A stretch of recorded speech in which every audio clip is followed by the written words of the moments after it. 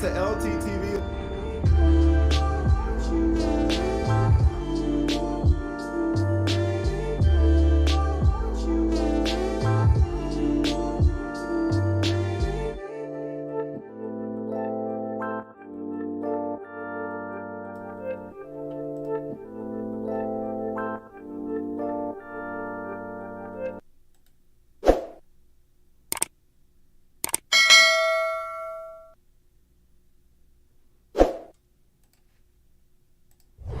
So I'm gonna show you the front of the house. So I wish I could be in these videos, but I could not find a sibling that felt like. And we've also invested over $100,000 in equipment here. Listen, you've sat down and you've ate off just Pearly things by tagging us, yeah? And your production is not our production. I'm leaving here with something. You know what I mean? I'm from around the way. I'm leaving with something.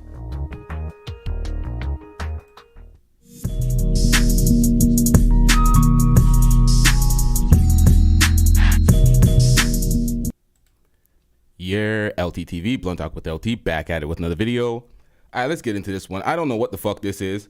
Pearl's trying some shaming tactics in this weak-ass, deflective-ass video. Response to Sarah Garvey, but we have a lot here. We have a lot to respond here. Y'all hit the like button upon entry. Make sure you hit that subscribe button if you're not already subscribed. Let's get into this.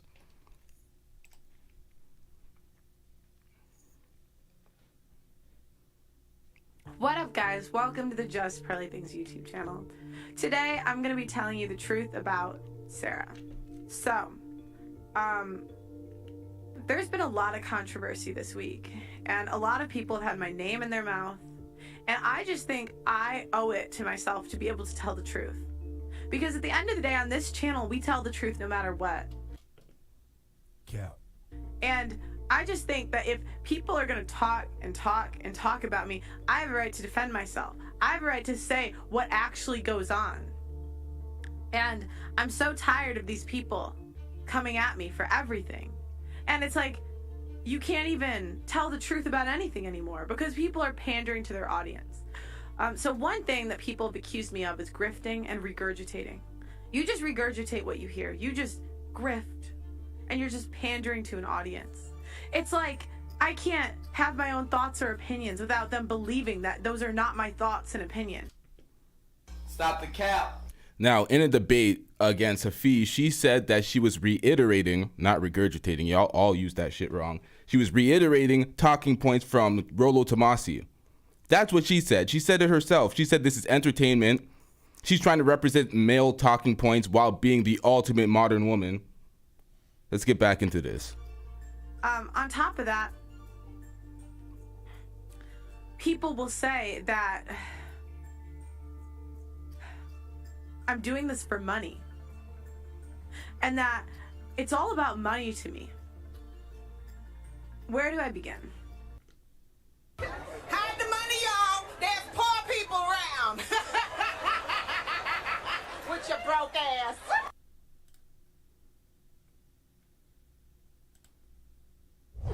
So I'm gonna show you the front of the house. So I wish I could be in these videos, but I could not find a sibling that felt like. And we've also invested over $100,000 in equipment here.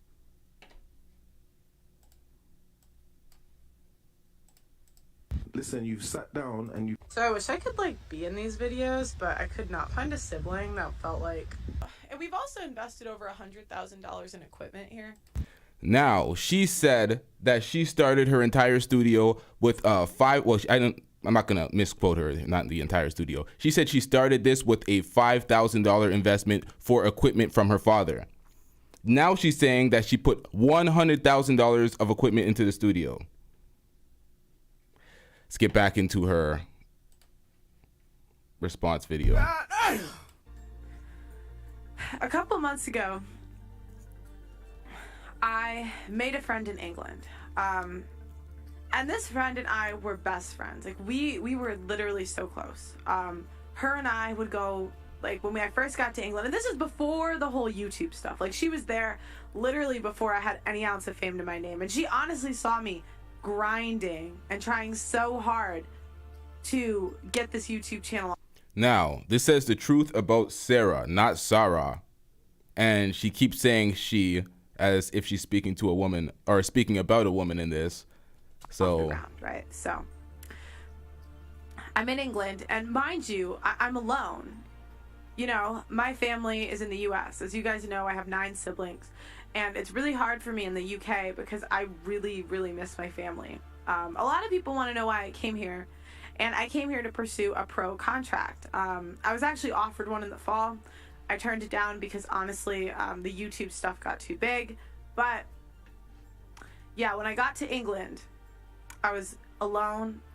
I missed my family. I missed my siblings, and I had no friends, but I made friends with this one girl.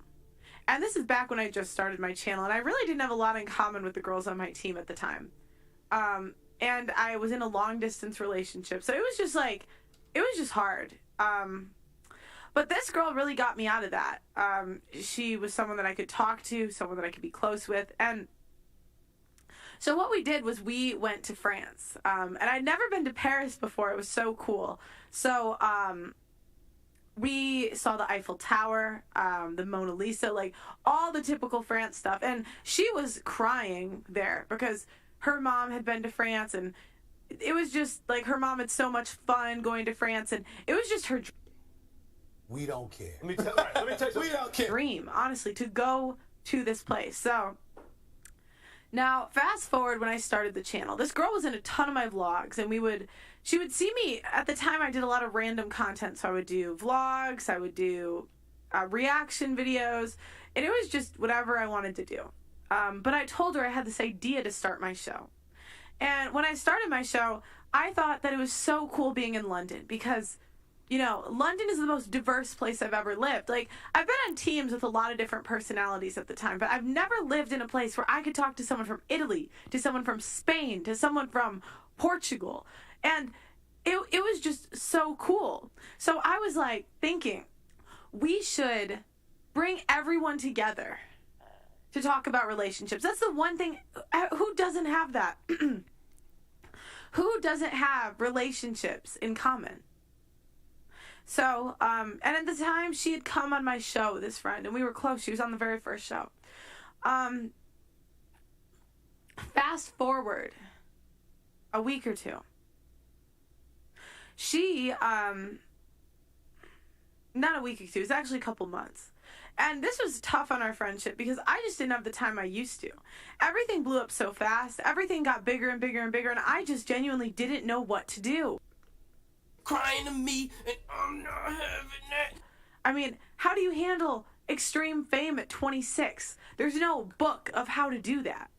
And, you know, I was just saying my opinions, and I would go on my story, and I had a story one day, Instagram story, and it said, modern women want to be victims. Now, what was my point of this?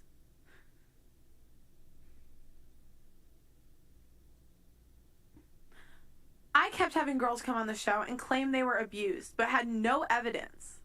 And they would say, they wouldn't talk about how their boyfriend hit them first.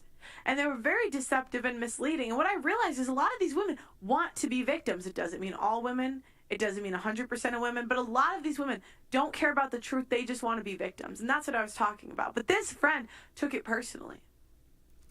She was so mad at me. She couldn't stand it.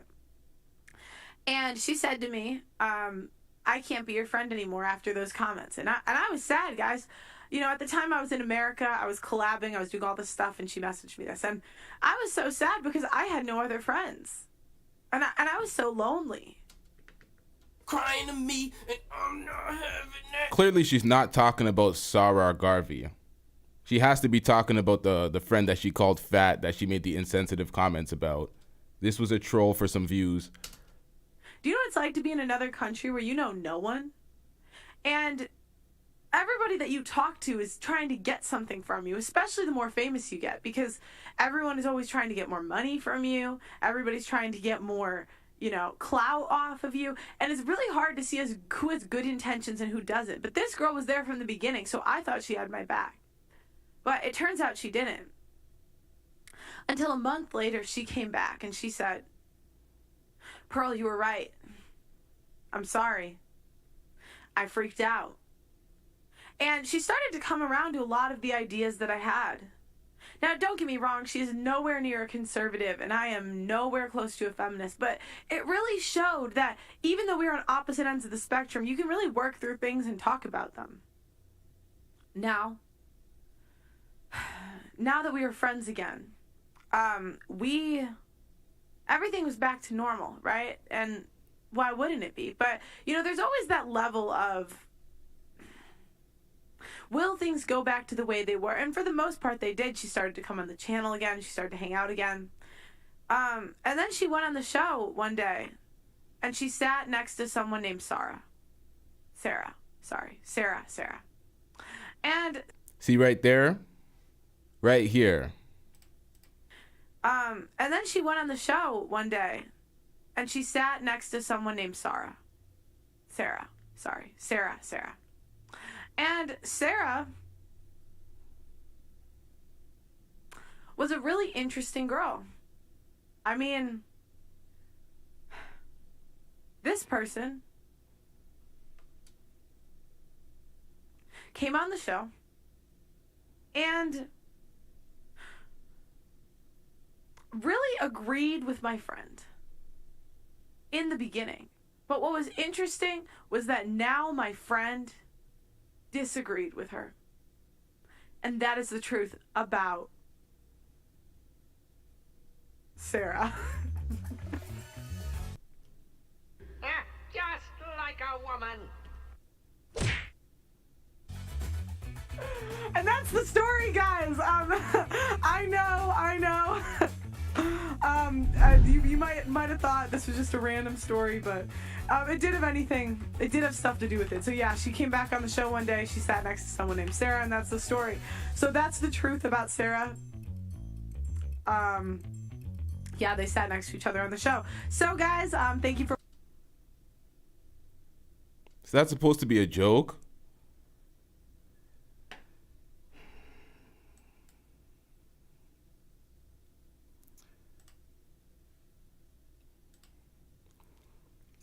All right, y'all. Y'all make sure you hit the like button. Are y'all ready for what we're really here for? Hold on, y'all. That weak-ass, deflective-ass response. Let's get the cooking started. Let's begin the grilling. Let's get the cooking started. Hold on, y'all.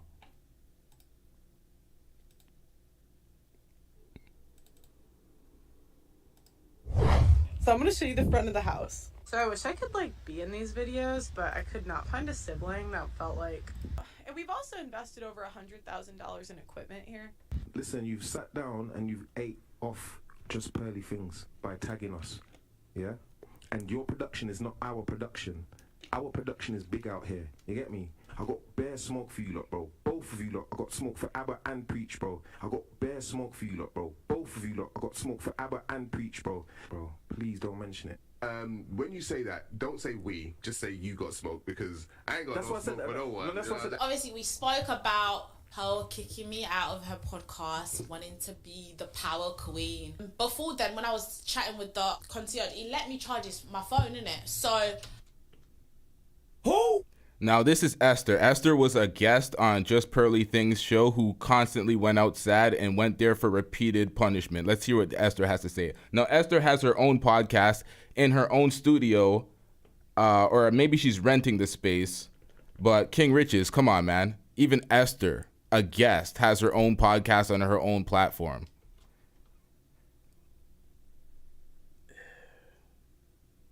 I then realised I left my charger there. Mm-hmm. So obviously I blocked Pearl in it. So I'm like, you know what? I'm just going to go and pick up my charger. And this was like a couple days after. Do you know what? I have to give context to this because a lot of people, they see it as I just showed up to Pearl's house, right?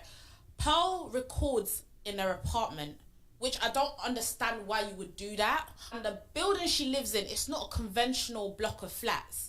It's a flat that has a concierge, a reception. That area is a public area. For you to go to the private area where people live, you need a code. So me going to pick up my charger in the public area, what's wrong with that? Yeah, it's a reception. It's open to the public. Like anyone can come there. So it was just like, that was the context of it. Me and the concierge just talking, just like a little quick chat, just being professional. And Pearl comes downstairs now. she's like, oh, Esther, what you doing here?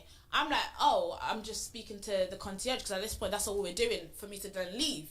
And then she was like, are you stalking me? Oh.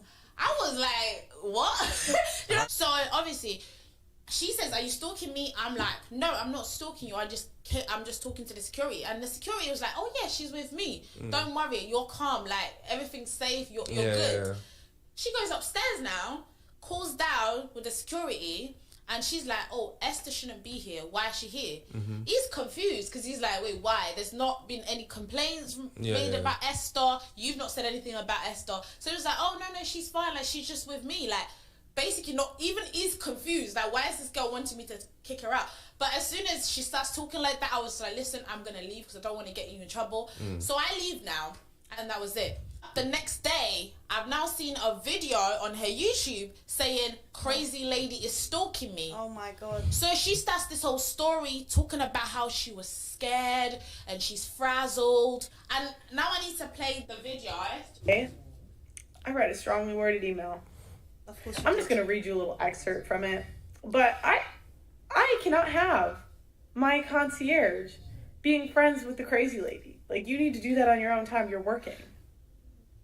Today, I went downstairs to let my dog out, and I saw Esther, the guest there, the same person who was stalking me. I informed the security guard that she needed to be removed from the building because she was stalking me. In what capacity have you ever stalked her? You went on her podcast 3 times out of her invitation, and then you left her podcast. Now, this is just clear indication that Pearl is a Karen. What up, TG? What up, everybody in the chat? Clear indication that Pearl is a Karen. When somebody shows you who they are, believe them. Not only is she a Karen, she's much worse things. We're going to get into that later. Pearl needs to have it her way. She needs to have the last word. She needs to be right. She can't accept defeat. She can't be gracious, humble, and submissive at all. She is everything she hates in modern women, and she's only becoming closer to the danger zone that Kevin Samuels told her about when she called into his show. So let's get into this, man. Where has she got this stalking me? You blocked her on socials. Where has she got that you're stalking her? Instead of having the stalker removed, he took the stalker's side. He then informed me that it is his opinion that she was not a stalker. I am a single woman, and I am in fear of my life, yet security failed to remove the stalker from the... In fear of your life. In fear of your life. This studio is in your apartment. The concierge, the downstairs area, that's a public area. You didn't buy commercial space where you have security and people that can kick them out. This is in your apartment. You don't own the condo.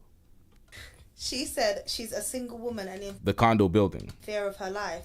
But then she has issues that women in the park, walking in the dark. Did she say that to you? That you were Me Tooing men? I was Me Tooing men because I said that men who have an ability to harass or stalk or attack women, you know, we have laws to protect them in the UK and the US. But she's saying that I was Me Tooing men. She's now saying she's a single woman in fear. What does she say about men? I wonder. After this happened, she done her little video. I now contact the concierge just to see how he is, if he's okay. And obviously he tells me he's been fired. Jesus Christ. That's actually so sad. So Pearl got a man to come out of his job because of her emotional behaviour that was unwarranted and delusional. I think the crazy thing is, she says, oh, women, and we are the problem for men. Modern women, they are always making up stories to basically put down men, right? And that's exactly what she's done. And you have to actually talk about race in this because it really, to me, is giving modern day Emmett Till. When a white woman can make up any story, use her emotions, because let's be real, if she didn't talk about she feels scared, it was not going to be taken seriously. So she used her emotion to make someone lose something. Make a black man lose their job. You see, the thing is, the part I agree with the ladies that come on the podcast, Pearl definitely spins the narrative. There's no hiding that. That's the true element. Now, if I had taken accountability, what I could say is that I probably should have briefed people. But you see, but the problem is, that's why me and him fell out. That's why me and him fell out. People don't understand the character. Hold on, y'all. Y'all get my likes up, y'all. What's going on out here? Come on, man. Let's get these likes up, bro. What's going on, y'all? Likes are free, nigga. Let's get it. I'm gonna hold up the show real quick, y'all. Let's get these likes up. We're in a different era. Get over it. Whoa! Nobody asked y'all to join the members right now. We asked y'all for likes. They're free. Let's get them up. Let's get them to at least half. Let's get it. Was 0 down, no credit. Yeah. Now, she absolutely took it entirely too far with the Emmett Till comparison, but let's get back into it. The criteria for this role. What I did next was I took snippets of the show and I sent snippets to people. I said, oh, these are the type of conversations that we're having. And that worked. So I tried different tactics to get people in. Now, the point is, if everybody knew that was the Pearly Thing show, then more people wouldn't come. I wouldn't get paid. I couldn't fulfill my job role. But you were technically, you withholding those information is basically deceiving people. Not really. You didn't because ask. People Didn't ask. No, but no, it is an ambush. Eddie. Because at the end of the day, if you don't know that you're walking into a Red Pill Movement podcast, you don't realize it's a relationship that. podcast. No, it's not. It's a Red Pill. No, sorry. No, let's make it very clear. It's Red Pill. I agree with what you're saying, but you're walking into a manosphere with topic. The reason why I'm saying that is because the podcast, the shows would have a topic, which everybody knew in advance. Yeah, but then it would deviate from the topic and it will be focused on Red Pill, and that that conversation can be on one person's personal life choices. That's exactly what happened with me. Which is why I'm watching its growth. Initially, it was just everybody talking and sharing experiences, which I think is great. But then it would be a topic. And then if one person says a keyword, Pearl would jump on that. That's it. That is it. It's cool because that's her platform. If that's what she wants to do, it's fine. But everybody just needs to know. Yeah, just let people know. Hold on. Stop it. Get some help. Hold on. This is where y'all need to take some personal accountability. Y'all should not be going on a show that you don't know what it is, or you don't know anything about the show. If you're getting an email and they're not telling you directly what the show is, then why go? Are you that thirsty for clout and fame and to be on there? At that point, you need to do your research to make sure you're not ambushed. You're going on air, especially live shows where people are playing with your likeliness. That's personal accountability, just throwing it towards Pearl. So I'm not there for that. I'm not here for that, at least. Let's get into the rest of this.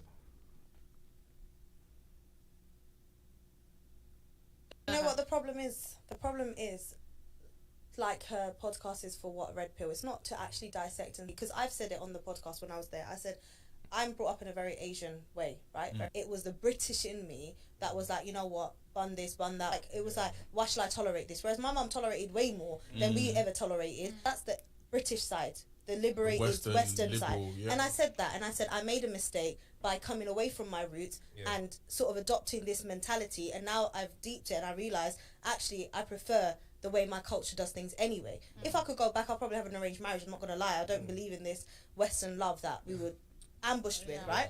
Even that, she twisted it to make it seem like, how can you, like, because I must have said social media impacts you. When I was 16, 17, looking on social media, Instagram, oh yeah, I wanted a man to buy me flowers. Do I care about flowers? No. But because social media said it, it was almost like I wanted it. Auntie Jenny is then like, oh, why are you allowing social media to... I'm 16, 17, I'm impressionable, of course. No. Why am I not? I'm seeing footballers get hotel rooms. In terms of my final thoughts, I actually take accountability. I shouldn't have gone on that podcast. And do you know what I did think about it? And I think I was just naive in the situation to think, you know what, she does have a level of respect for me, because even the Andrew Tate, it was good. We had a personal conversation. So I was like, it can't be that bad. I didn't foresee that she will actually do that to me, like kick me out. I would have never imagined Pearl doing that. So, and Destiny and I have the same opinion. So I'm like, if she's gonna have a go at me, she's gonna have a go at Destiny, right? But I take accountability. I shouldn't have gone on that podcast, because I know that it does get me in a heated mood, and I don't really like that.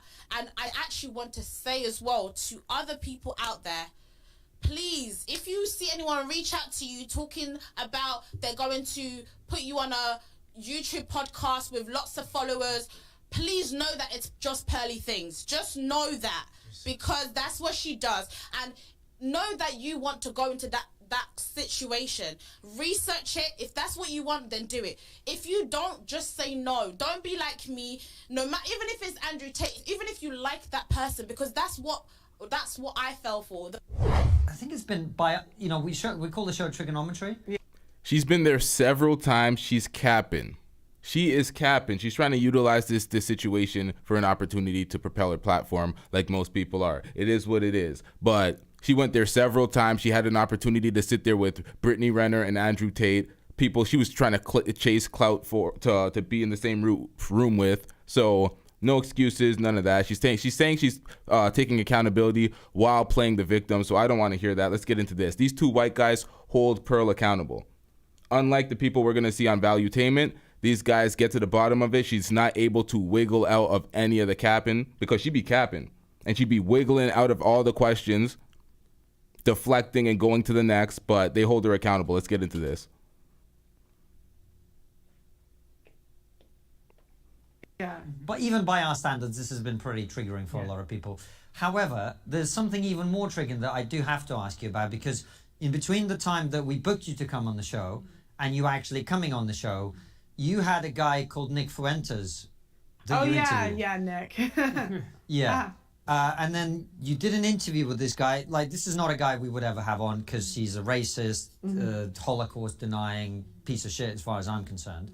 But you had him on, and then you took that interview down and apologized. So what happened with that whole thing? Oh, I can't talk too much. There's like legal things going on. There's legal things going on? Yeah, there's not with Nick, but just but you hear that? Stop the cap. There's legal things going on, not with Nick. That has nothing to do with the question she's trying to deflect. The legal things that are going on are the YouTube copyrights. The YouTube copyright is a legal process. The copyright strike she put against Sarah Garvey to shut down his channel to effectively silence him, that is the legal process she's going through. She can speak about any of this shit. She's lying through her fucking teeth. Let's get back into it. Hit the like button, y'all. There's I have a video coming out about that whole thing. So you guys have to wait for the video. Well, but I will say I did not find Nick to be racist. My staff actually did not find him to be racist. Stop the cap. Now, King Riches said that he was, okay, not King Riches. King Riches' girlfriend said that she believed he was. Nick Fuentes, out of his own mouth on your podcast, admitted to being racist. Wait, he was talking to an Italian girl next to you and saying that she shouldn't have a black boyfriend or something along those lines. He doesn't believe in. See, I don't really want to go into like the race mixing stuff too much. No, but you just said he wasn't being racist, and I watched him be racist on your show. Well, I mean, to me, he says the same things that like there's a lot of people that think like that. You see that? A lot of people that think like that. So there's a lot of racist people, so it's okay for him. And she does this deflective thing where she tries to use other people's words to cover up her own thoughts. That's why she started out saying this is Rollo Tomasi's thoughts, these are Kevin Samuel's thoughts, because she didn't actually want to be accountable for any thoughts. She tried to put it off as entertainment. And now she's trying to stand behind her shit like she has a voice in this space. Complete finesse. But it doesn't make it less racist just because other people think it. You could say that, but to me, it's like, how do I put it? His argument is more about culture. It's easier if you date someone in your culture. You'd have to watch the full thing, but was like being a bit like combative to him. And to me, he was just like kidding. But yeah, He did say, I am a bit racist, even in that. And in fact, in your apology, you said that he said racist things. Well, there's a video coming out about all of that, but you'll see. It's coming out. Okay. Well, the reason I'm asking you is because it's kind of like a big deal. There's a video coming out, but he's sitting across from you asking you directly right now. You had this guy on. Mm-hmm. Do you see what I'm saying? Mm-hmm. He is incredibly toxic.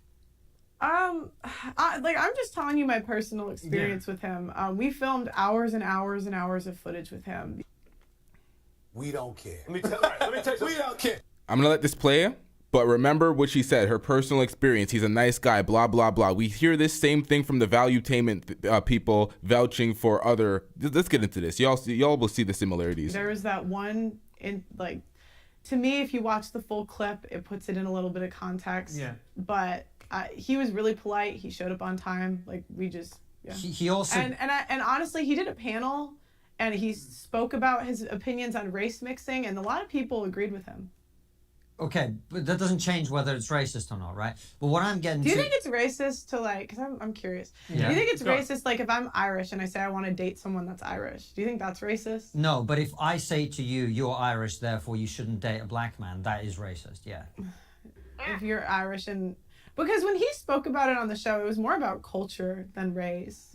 But to me, that doesn't really work as an argument, Pearl, so I'll give you an example. I'm half Latin American. I take after my dad's Irish side. If I date a Jamaican woman, Jamaica and Venezuela have a very similar culture. We're culturally very similar. We have the same food, the same religion, whatever else. So to me, that argument doesn't work. Do you see what I'm saying? Wait, Venezuela and what? Jamaica. So Venezuela's at the top of South America, and Jamaica is all Trinidad, which is literally, you see it over the water. Yeah, well, it's just, when he was talking about how he wanted to date an Italian woman.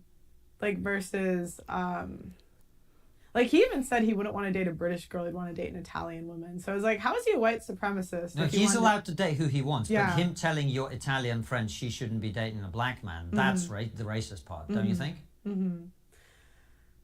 I'd have to remember what he said in the clip, but maybe. Yeah, maybe. Okay. Yeah. So that's why I'm asking you, because you do have controversial guests, as we do, and there's nothing wrong with talking to people who are controversial, but Nick Fuentes is a very different kettle of fish, as we say here, right? Yeah, my opinion is that he was polite overall. He was a good guest. He was also denying the Holocaust, from what I remember. Look, I'm not with that. Keep me out of that one. You hear that? I'm not with that. Denying and downplaying the Holocaust. Oh, I'm not with that, but let me bring up slavery and downplay that. My opinion is that he was polite overall. He was a good guest. He was also denying the Holocaust, from what I remember. Look, I'm not with that. Keep me out of that one. I'm not with the race. Like, that's not my thing, but I just think people are allowed to have their opinions. So if he has crazy opinions, let him have his opinions. And I think he should be allowed to talk about it on a podcast. But isn't it also the duty, Pearl, of the person interviewing them to push back on those opinions when they come up and actually challenge them and investigate them and to... She does that to all the modern women on her channel. All the women with high expectations and the things that they want, she pushes back on their opinion all the time. All the time. But when it comes to Nick Fuentes, just get the racist bars off. We don't care. Basically push back on it. Yeah, I mean, we could do another show where we push back more. It's not the end all be all. But surely isn't that the risk? Isn't that? I wanted to do like one with Dr. Umar, but he didn't want to come. Sad. Who's Dr. I don't know who that is. Dr. Umar has like the same opinions as Nick. Like, he doesn't believe in race mixing too. He's just black. Stop the cap. Now, he doesn't believe in interracial dating from the black, but when you say from black to black, but he does not have the same opinions as Nick Fuentes. And it is completely different from the disposition of the individual. I hate when idiots like this try to make such disingenuous claims. Let's get back into this before we break this down. It's like a common, Yeah, there are some people who believe that, sure. Yeah. But, you know, when you were talking about the Holocaust with him, he was saying it's like slavery, it got embellished, and you were sort of going, I can see your point. And that's what I found a bit confusing, because then in your apology you said, well, I wasn't really educated on these things. But it sounds like you're kind of taking that back now. There's a statement coming out on everything, so you guys just have to wait for it. Yeah. Go ahead. From our perspective, we're kind of saying to you what we thought you might have said to him, which is, if a guest says or does something controversial, you kind of want to ask and find out why they've done that. And we have to make... By the way, if this is coming across as confrontational, that's not the intention at all, because whenever I see a guest not be challenged enough on someone's show, I often think, there by the grace of God go I, because we've had people on the show who've said controversial things, and I've sort of missed the moment.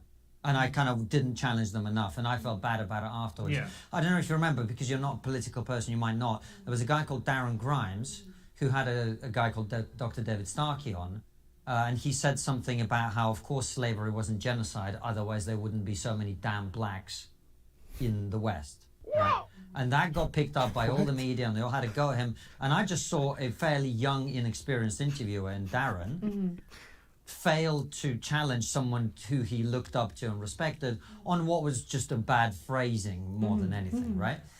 So I totally understand why you may have missed something or not have jumped in on something that you maybe felt that you should have jumped in on, but the reason that Francis and I would never have Nick Fuentes on is precisely because he says all that shit all the time. So if you were to actually challenge him on some of his abhorrent views, you'd spend the entire 3 hours doing that. Did you watch the full video? I watched some of it, not the full video. Yeah. Okay.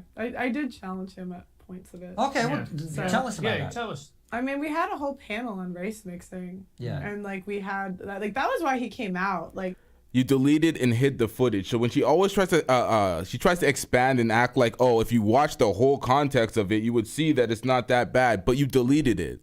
As soon as there was outrage, you deleted it, did a half-ass, fake-ass apology, and then let's get back into the political stuff was just because he was there. Like, so I did a one-on-one as like the reason I brought him on was I saw him on No Jumper, like talking about race mixing.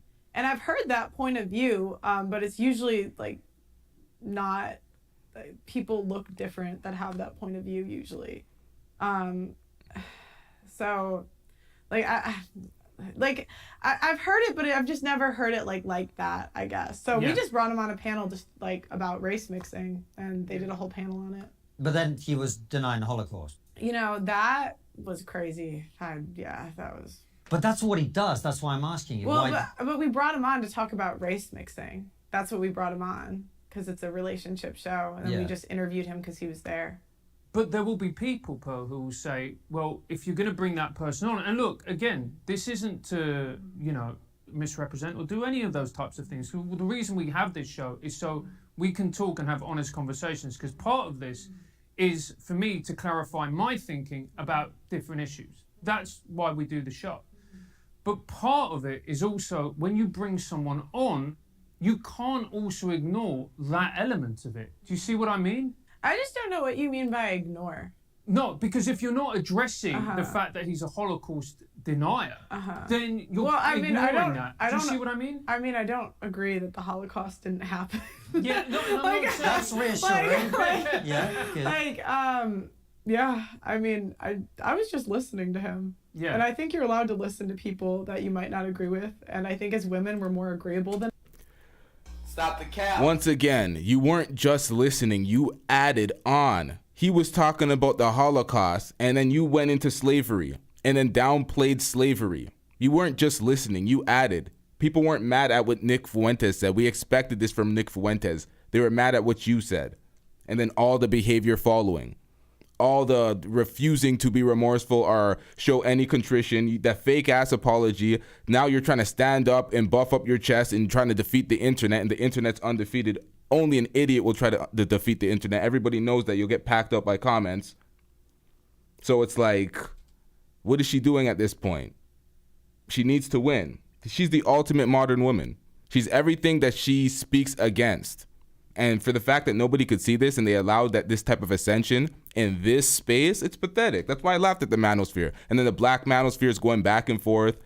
Some of them are caping. Some of them are going in on the people caping. It's like y'all propelled her. All of y'all wanted her on y'all show. Some are still defending her because they see the numbers and the subscribers. But the views aren't adding up to the subscribers. The views look kind of dusty over there on her channel for the subscriber count. And that's not hating at all. Many content creators have pointed that out. And they went over to her channel and done an evaluation. But let's get back into this. I'm speaking too much. Men. So a lot of times you might take it as me agreeing, but no, I didn't. Well, you did say, so it's kind of like slavery, it's been embellished. I was talking about how people use atrocities to control people. And I was quoting Thomas Sowell, who's a black author. You see that? Quoting. She's always hiding behind the words of somebody else conveniently in a conversation. So you're saying you're taking somebody's words in a specific context and then using it in a conversation and hiding behind them all the time. Unaccountable. And let's go back to this point right here, because this is a stupid point. One more time. No, I didn't. Well, you did say so. It's kind of like slavery. It's been embellished. I was talking about how people use atrocities to control people. Use atrocities to control people. Nick Fuentes was downplaying the Holocaust. Using atrocities to control people. How are the Jews doing? People are always complaining about the Jews being so prosperous and they own everything and they're doing X, Y, and Z. So if they oversold that to control people, how is that going?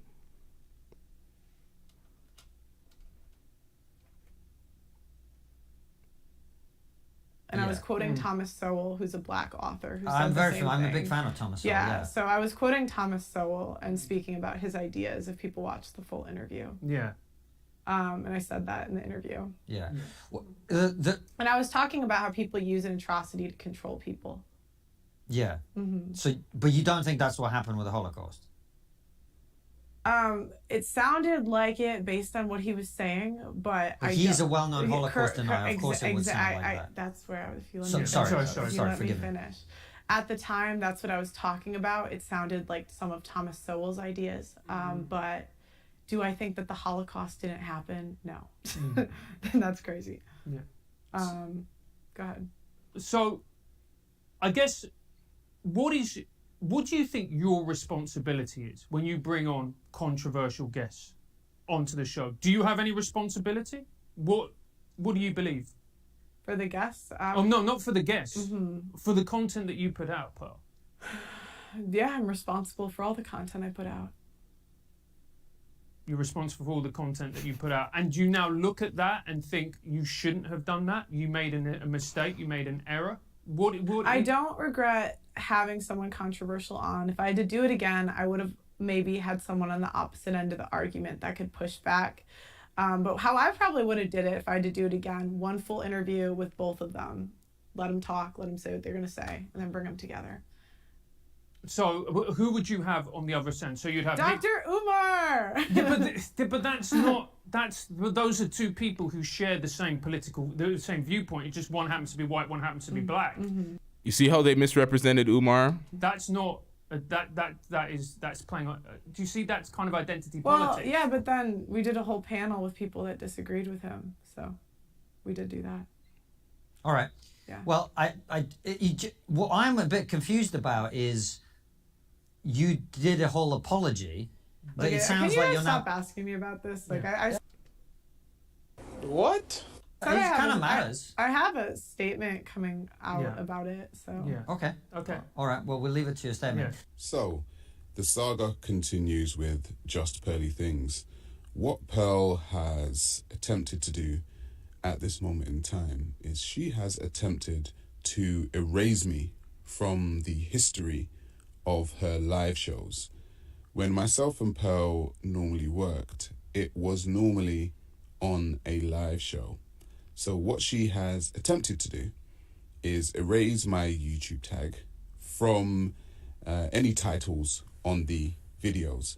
And what she's also attempted to do is to remove any thumbnails that had me showing within the thumbnail. She knows that there were two shows on her channel. One was called The Pregame, and the other one was called The Grey Area. The Grey Area was a show with myself and Pearl, and we arranged that via her management. There is written confirmation of the fact that we would be co-hosting The Grey Area.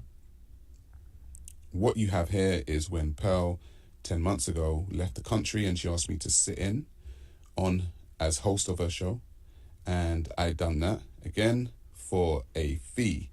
If we keep scrolling up, you will consistently and constantly see me in the live shows hosting on Pearl's channel. Now, Pearl has decided to copyright strike my channel, saying that I have taken content from her channel and put it on my channel, when this is co-hosting content. Myself and Pearl. Why is there a commercial have in show there? Called The Grey Area. We went up to, I believe, episode 20 of The Grey Area. This is not the pre-game show. If you look at the titles of the show, They used to say the gray area. Now it just says fathers fighting crazy baby mamas. That's what it says. It used to say Sarah Garvey, the gray area, episode, I don't know, 10, 12, whatever. And everything that I'm showing you now can see me. You can see me. But what you can't see are my YouTube tags, and you cannot see the fact that it's called We don't care. Let me tell you, we don't care. All right, now he's crying about this. I don't understand this angle. I was with him for a lot of this shit, but what is this? She renamed certain things on her channel and took you out of the credit, so your name is not big in the algorithm, and your the Google SEO it makes you less relevant on these platforms. That's what she's doing. She's making you less relevant. She's taking you out of the thumbnails. She's removing you out of the tags. She's changing the name of her. It's her channel. At that point, I don't know what he's complaining about. I don't know if he's trying to hide it. She's complaining about the hiding it for the copyright stuff, but that's a process of itself. So I don't know. Let's see. Let's get back into this. The gray area. However, whoever was actually working trying to erase me missed a couple. You can see this. You can't do better than your baby daddy, 136,000 views 8 months ago. Okay, so she removed Sarah's name so she can validate her claim that she's stealing, that he's stealing content from her. Oh, okay, so that's what that's about. Okay, I get it. It's not gonna work. That's definitely not gonna work.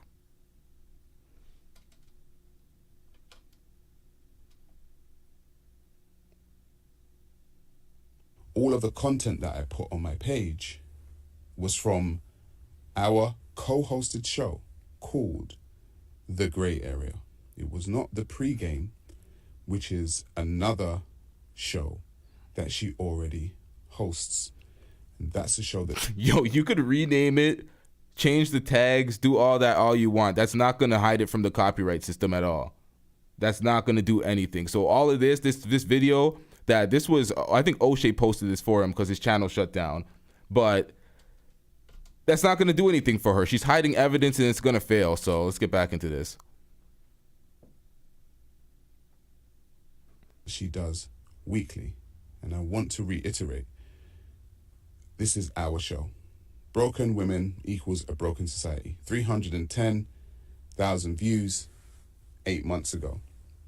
This is how consistent I was working with Pearl. And this is how prevalent I was on her channel. And so for her to try and erase me from the channel only shows that she's actually trying to hide something.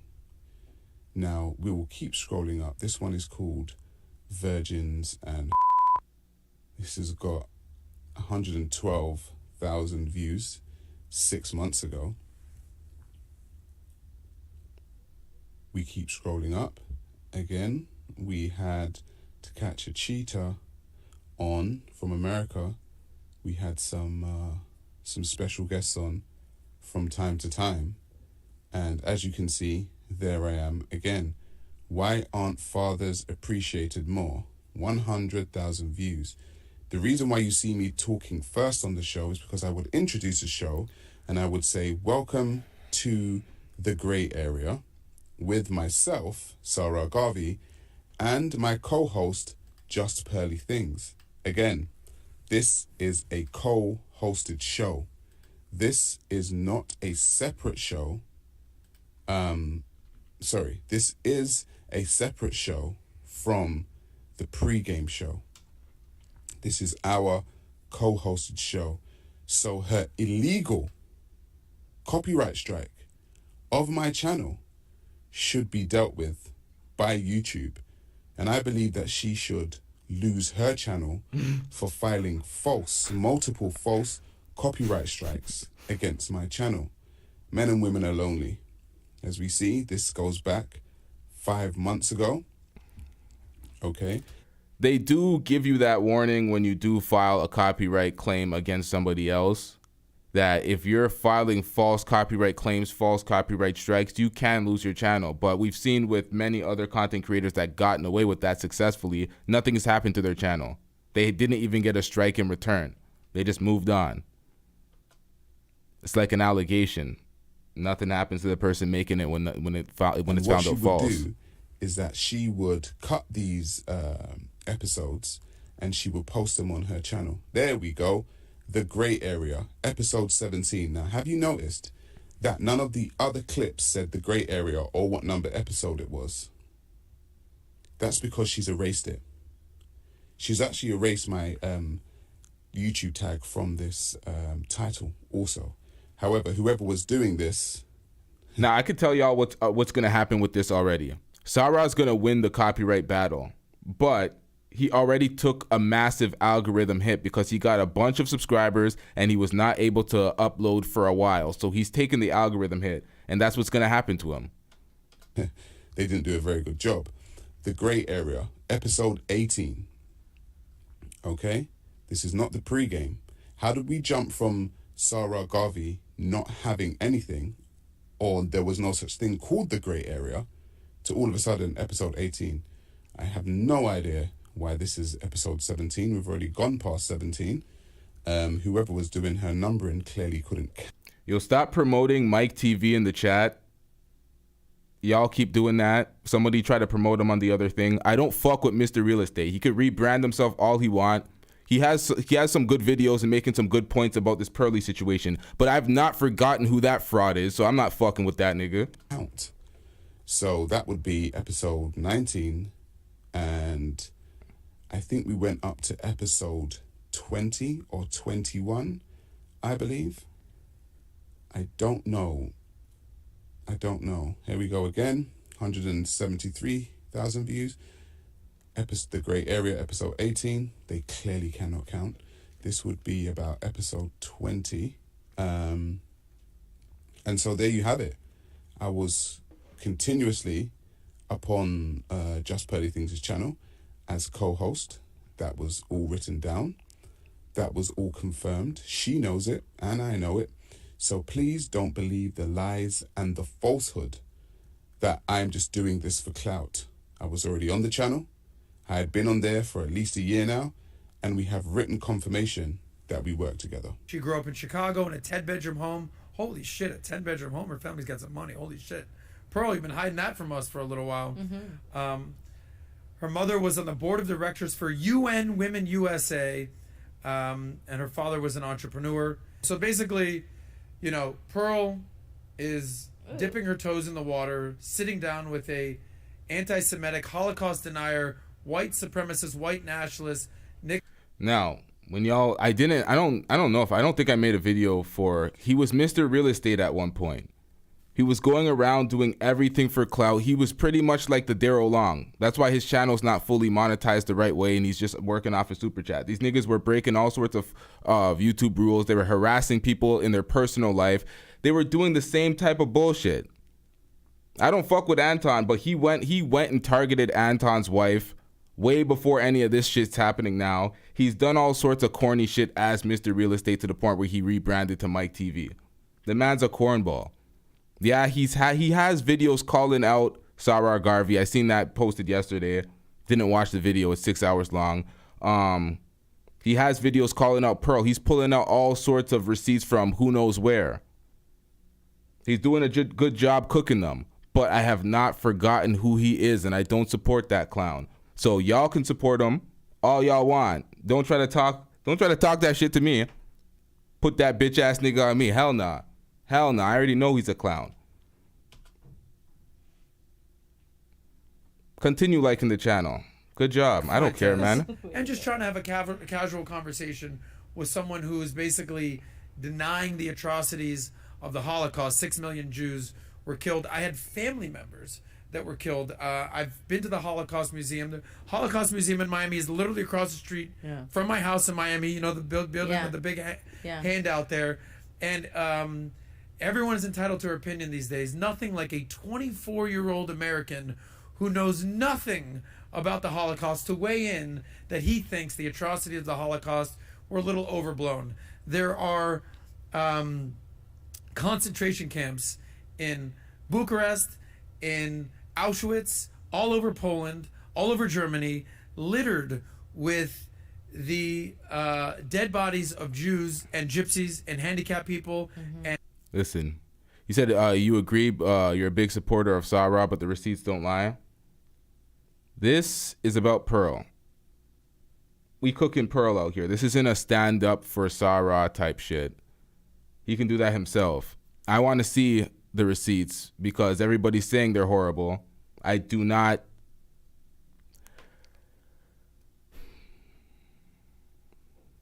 doubt that they're horrible. And I don't doubt that the shit is like enough to be like, yeah, this guy's a grifter or this guy's whatever the hell the conclusion is after the video. I don't doubt any of it. I just haven't seen it yet and I'm not here to defend them. So I don't really care about any of that right now.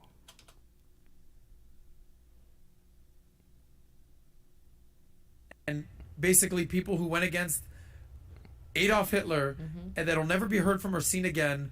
But Nick Fuentes has an opinion that I doesn't think it was that bad. So, you know, they say that when you play stupid games, you win stupid prizes. These are the prizes that you win when you sit down with someone like Nick Fuentes. Let's go to the next clip. And, you know, I don't. Wow. I really don't. I don't wish luck to racists. Oh, I'm not racist. Yes, you are. Yes, you are, Nick. Yeah, I am a little bit racist, I know. but... Yeah, I am a Listen, little bit it's not because racist. Pearl's sitting right there. If y'all were here at the someone said no volume. I had no volume? All right, so if y'all were here at the beginning when Pearl did her response video to Sarah, she said that she does not believe, or was that in this video? Let's get back into it. Hold on, y'all. Let me find that. I Where hate she said people. that. I love people. It's just race is real. Race is real. Race is a part of us. So, hey, it is what it is. And the Italians, we do not claim you.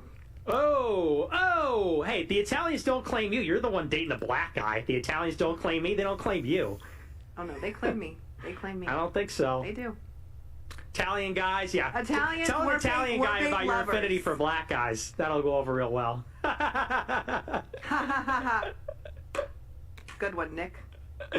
Maybe some brajol. There's some Italian No, for but you. I will make my black boyfriend some of that. Ugh, wow. You don't know any better. Yeah, it's just sad.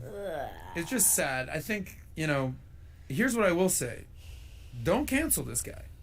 Let him keep talking. Yeah. I'm an advocate for shining a light on idiocy. So, look, you're sitting down with somebody who judges groups. Now, just keep in mind, the title of his video was something in regards to woke mob and SJWs mad at Pearl because we think she's racist or something of the sort. I should stop paraphrasing and get the actual title. But he did, whenever like black people are offended or they're standing on some sort of principle for somebody disrespecting the community, people are always quick to say SJWs and put that title over people so they don't have to even respect the cause. They always do that, but let's get back into this.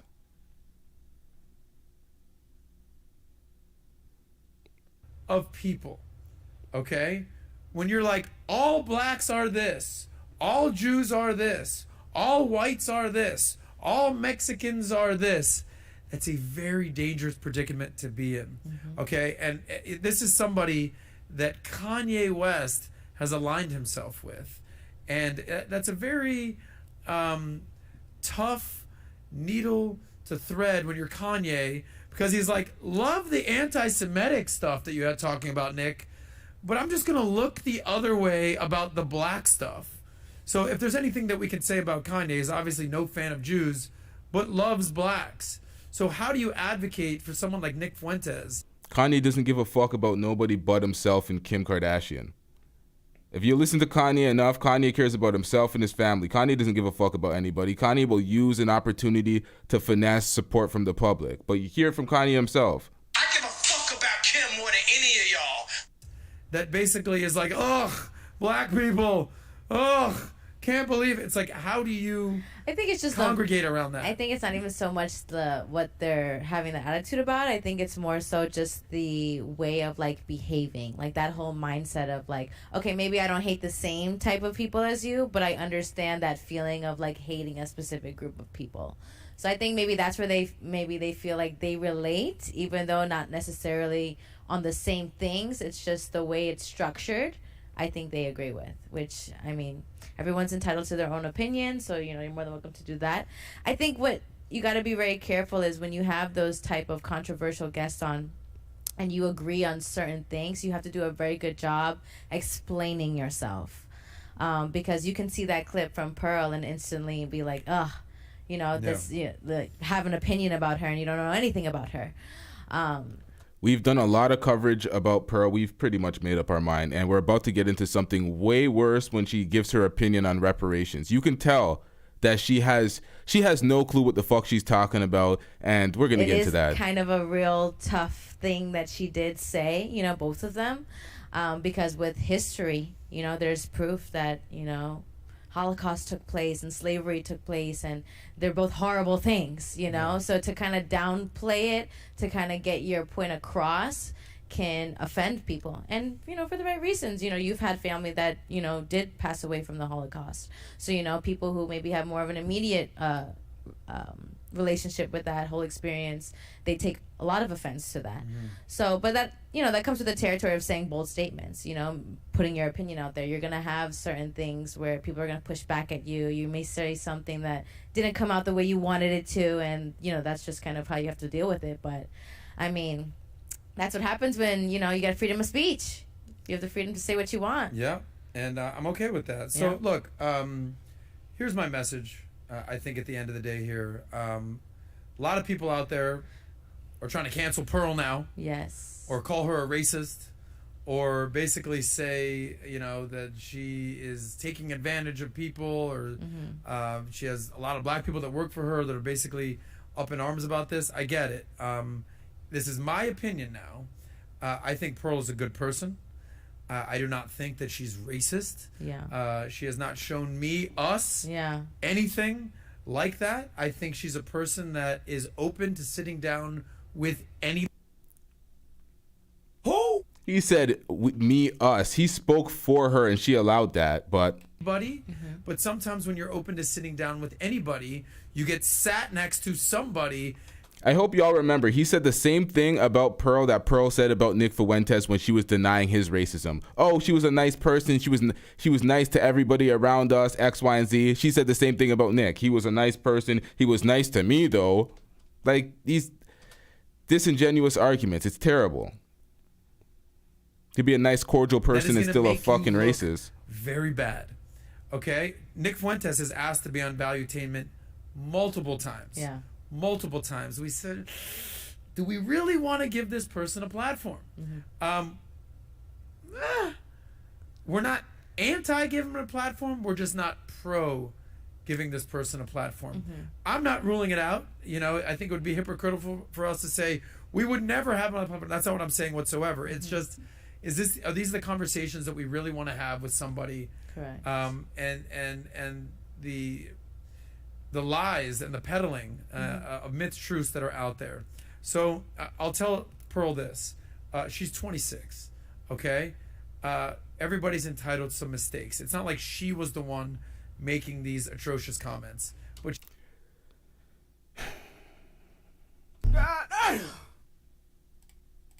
Pearl this. She's 26, okay? Everybody's entitled to some mistakes. It's not like she was the one making these atrocious comments. You hear that? So the only atrocious comments that you found atrocious were the comments about the Holocaust. You didn't find anything about the slavery comments atrocious or horrible or disrespectful to a race of people.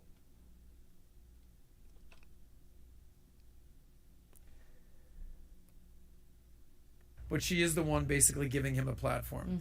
And I don't think there's wrong with that. So for all of you that basically were Pearl fans and now you hate Pearl, lighten up on the girl. Yeah. She's 26 years old. She's rose to stardom very fast. She's kind of grappling it all. We don't care. Let me tell you, we don't care. Many content creators would have rose to stardom very fast if they got $100,000 invested into their studio from their rich ass parents. She went from nothing to a huge ass studio.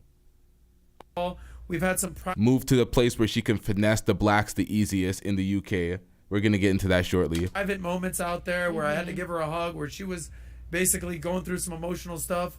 She's young, she's learning, and she'll get better. I guarantee you that. She is somebody that has a thirst for knowledge, that is inquisitive, and generally has a good heart. I'm saying that for somebody that sits with a host of people from all along the political and social economic spectrum. Right. So I'll also say this to Pearl. Sometimes you just kind of need to stay in your lane. Yeah. You know, they say that the riches are in the niches. Pearl, you're killing it by talking about relationships and red pill concepts and feminism. Maybe you don't dip your toes into slavery just yet, anti-Semitism, white supremacy. Maybe that's not for you. But if it is for you, just be prepared for that backlash. Right. But just to be abundantly clear, I like Pearl. I support Pearl. I don't think Pearl's a bad person. Correct. Everyone's entitled to some mistakes. And as a Jew, and as somebody that loves black people, I will say that I think Pearl is a good person, and I don't think she's in the wrong here. And I will defend Pearl to people that want to say otherwise. That's just my opinion, and I'm sticking to it. This particular timestamp, and it concerns. Before we get into this, I wanted to get into Pearl's interview. Hold on. One quick second. Good person, and I don't think she's in the wrong. Shut your bitch ass up before I get to talking shit about you. I don't fuck with this guy at all. Before we get into the next interview, because I'm gonna react to Hotep Jesus interviewing Pearl, and she's gonna speak about reparations, and then we're gonna see the true character of Pearl get exposed in this interview with Hotep Jesus, because Hotep Jesus does a great job of just running laps around her intellectually. But we're gonna get into that in a second. First, I want to get into this. This was an O'Shea Duke Jackson video. It's about chaotic truth, somebody that's on the Lapeef network from time to time. And he says this: while having a black wife, listen to what he says on this panel with Obsidian. These niggas in the manosphere are going out sad as fuck. We're going to get into the Hotep. Just pause in a second. Want to say otherwise, that's just my opinion, and I'm sticking to it. This particular timestamp, and it concerns this YouTuber, Chaotic Truth. Now, Chaotic Truth is an African immigrant that was raised in the United States, and he is married to a black woman. I don't know if she's also from Africa or from the United States, but it sounds like he regrets not taking the opportunity of dating or marrying a white woman. Now, right after we get into this, we're going to get into the Hotep Jesus interview, but I cut the interview down to certain clips to watch because it's a 2.5 hour interview. Y'all can go over to his channel to watch the whole thing, but we're reacting to certain parts where I could illuminate some of the things that stand out to me about her covert racism that a lot of people can't see, but let's get into it. And this is quite interesting. He says he's happily married and he has a nice wife, but man, it seems like he really wished that he would have taken the opportunity to marry a white lady. I want to play a snippet of his confession about it, and then I'm going to come back. Again, when the devil made the white woman, he broke the mold. White women typically acquiesce power to the man. So do other races of women. They allow their man to lead. So do Indian women. So do, for damn sure, Arab women. Are all of them like that? Man, maybe not. But the majority of white women, Indian women, and other women, they allow the man to. So what is the problem with the white manosphere then? What are the white manosphere and the manosphere in general complaining about if white women allow their men to lead? Because the black man has taken on the white man's manosphere talking points and their issues. Let's keep it a stack. This wasn't a thing over here until recent era, or recent, like, was it? Not even a decade ago. Or maybe a decade ago. I was just not privy to it, but let's get back into it. Lead. They don't want to be dominant. And one of the reasons is that they don't want to take on the responsibility of That's what I'm saying, chronic introvert. Who started feminism? It was not black women. Responsibilities in terms of, okay, if you're so dominant, build this road, build this skyscraper. Let's build me an I-beam. Build me an I-beam, a steel I-beam. See, women don't want to do that. So they say, oh, you know what? I'm just going to allow the men to do that. But see, black women want all the power. But then if you ask them to do the real stuff, for some reason, they ghost. They get ghost now. So what I'm saying is that just Pearly things she understands black men more than black women do. Oh. And I feel like just get out of there. Get out of there, chaotic. Yeah, Get and out. I feel like Six the Goddess and other women, they were jealous of that. They are mad at that. And they want to be dominant. But really, at the end of the day, white women, I've been with only now people will say I'm Carlton, like that crazy woman said, but I've only been with 2 white women in my entire life. And I can tell you who called you Carlton? Six the Goddess. But I can tell you this. Goddess called you Carlton. That is All these niggas is Carlton ass niggas, Revenge of the Nerds ass niggas. Let's keep it a stack. Black women bullied them growing up, called them names. They respected the women so much that those names hurt them till this day. Called it from Fresh Prince, the original. Fresh Prince of Bel-Air, the real Carlton, not the new one. Right. And so what I'm saying is that, just Pearly things. And oh, by the way, I've been with only 2 white women in my life, and I'm telling you, it was like being in heaven because they bring femininity.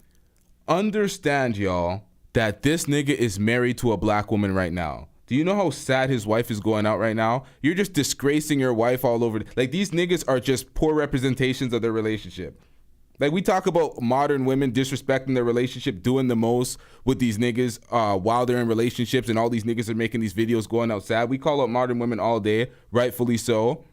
But this is a poor reflection of your relationship. You are kissing the white woman's ass while being married to a black woman.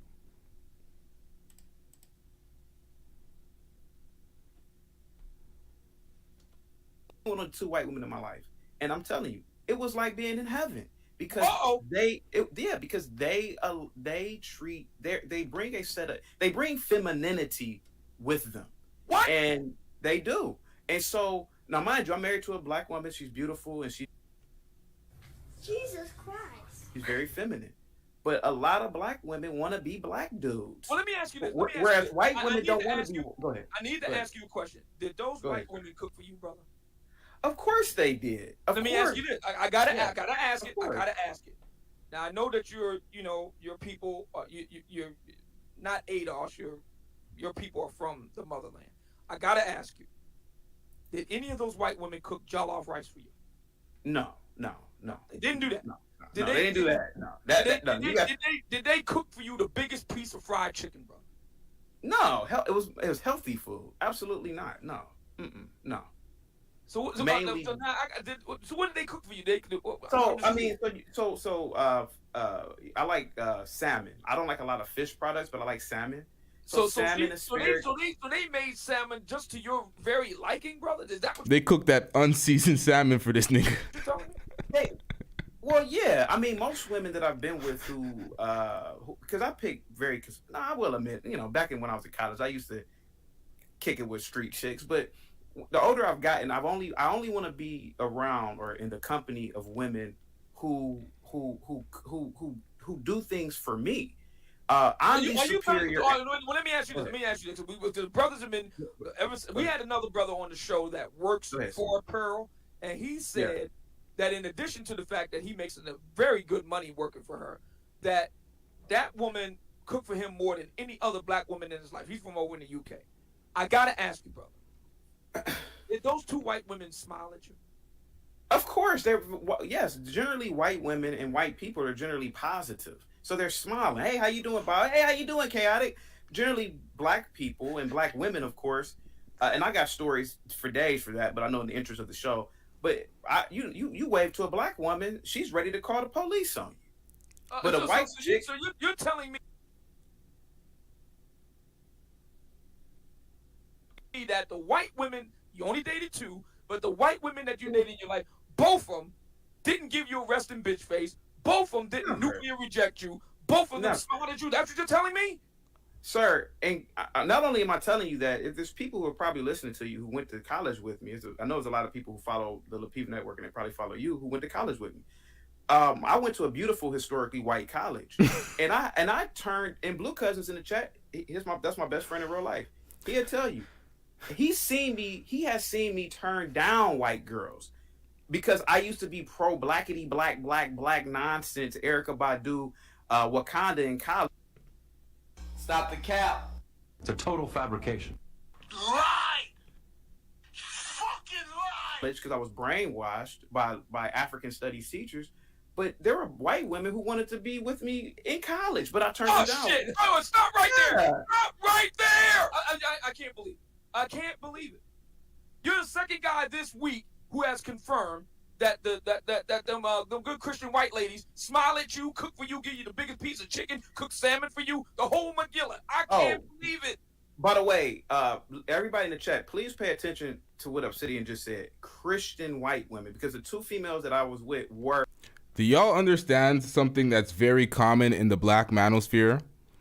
In the black manosphere, they're constantly dogging black women, constantly caping for white women, constantly pedestalizing white women, and then crying and complaining they're crying and complaining about black women not following their leadership. That's what it comes down to. They're always like, oh, black women are so X, Y, and Z. They're not submissive. They're not following leadership. But y'all are constantly uplifting and pedestalizing white women. And then you want the black women to follow behind that? You're constantly disrespecting them. What the fuck do y'all expect? A lot of it comes across as, that's why they say who hurt y'all. When women say who hurt you, it's because they know some black woman hurt their feelings, and now they're just on this tirade to sully all black women's names. It's pathetic at this point. We can go case by case, individual, react to something of a modern woman with modern behavior. But when you start throwing these labels and start pedestalizing women over your own while you're married to a black woman, I want to see this wife.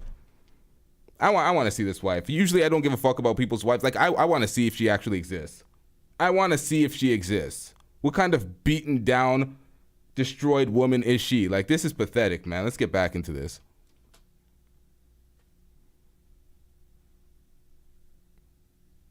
One of them was Methodist, I think, like the real, like, strict ones, and the other one was a Baptist Christian. But yeah, it's Christian white women. Yes, they are beautiful. Yeah, it's like being in heaven. I'm telling you, man. It's like you ever watch the Marvel Cinematic Universe and you know where Thor is from, like Asgard? Yeah, it was like that. That's how beautiful it was being with them. It looked like Asgard. This nigga tripping. My girl give me the biggest piece of chicken and it's fully seasoned. The fuck's wrong with these niggas?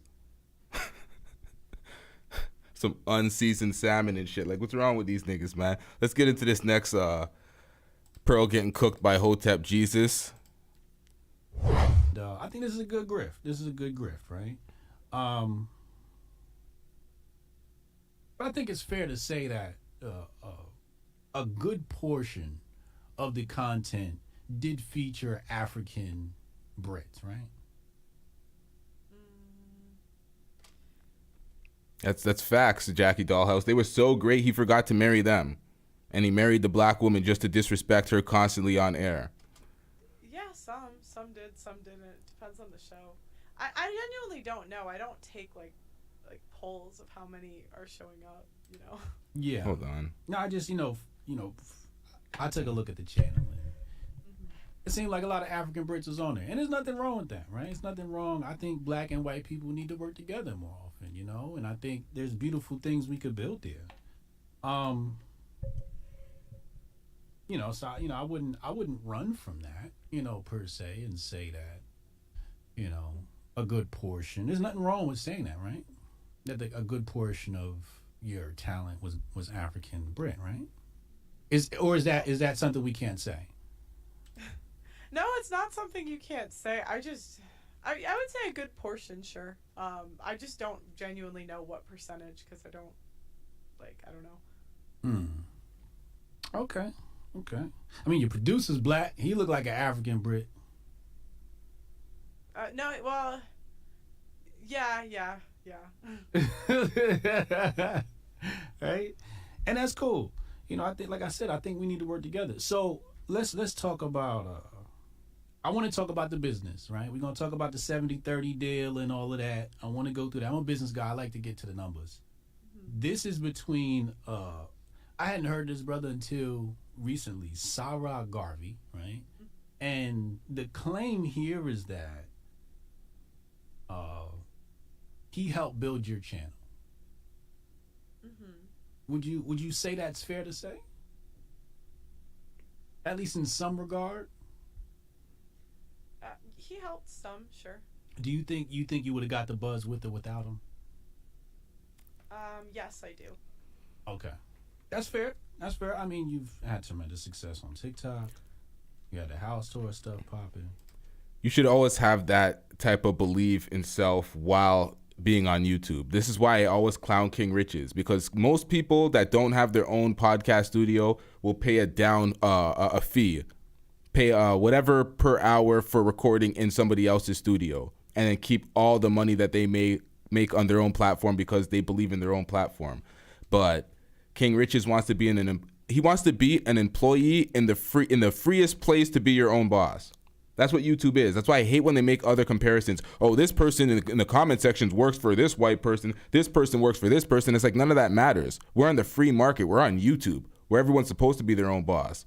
But let's get back into this. I'm not going to go on a long diatribe. Let's get back into the footage we're reacting to.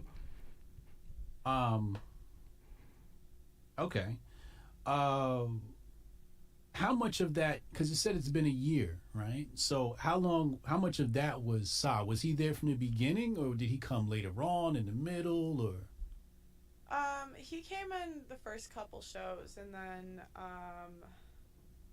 I think maybe he was a weekly guest, or we would do the show together from June. So from June was like the official saying, "Hey, we're working together." Yeah. Oh, okay. Roughly June, sometime in the summer. So a little over 6 months we're talking about here. 6, maybe 8 months. You guys were together. I guess the breakup is recent over this. Yeah. Okay.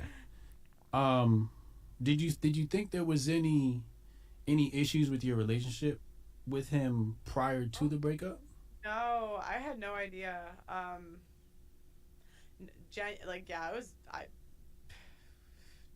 Everyone was shocked. Yeah. To be honest. Yeah. Felt blindsided. Yeah, very much so. I thought we were friends. I was like, dang, I guess not. Oh man, yeah. Yeah. I met his son too. I was like, that's okay.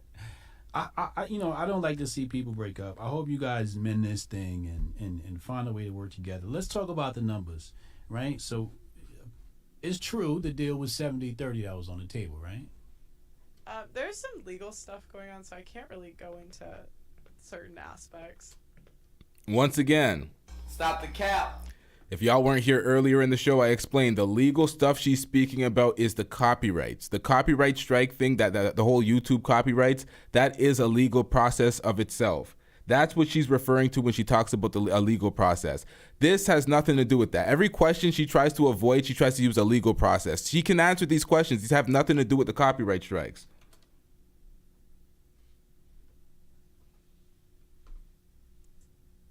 No, I get that. But so let's take it here then. If we were to do a deal, Hotep Jesus, come to Just Pearly Things, and I work for you, how much revenue do you think that show would generate? Well, I'd have to look at your ad revenue now. So I'd probably at first ask to see your ad revenue. Mm-hmm. Then I would probably calculate how many hours you would want to work. Mm. And then based off of previous people, my goal is always to get you making more than you're making now. Mm. That's always my goal. So I would probably look at what other people have made using our system and try to get you to a percentage that makes you what you're making now, if not more. That's always my goal. So it would be my channel? What? Would it be my channel? Like, would we use my YouTube channel, or would we use your YouTube channel? Like, whose channel would we use? It depends how people want to do it. It's different for every person. Okay. In a case like a split where you get the majority, is that on your channel, or is that would be on my channel? It depends. On what? Like, what kind of parameters are we talking about here where it would go into making a decision like that? Because I saw the deal and I'm like, maybe I could work for Pearly Things. You know what I mean? Like, but I don't know what these numbers look like. I mean, it depends, like, what you're bringing to the table. So if we take up 100% of the cost, we take up the majority of their ad revenue. Some people come with their own editors. Some people come with their own thumbnail people.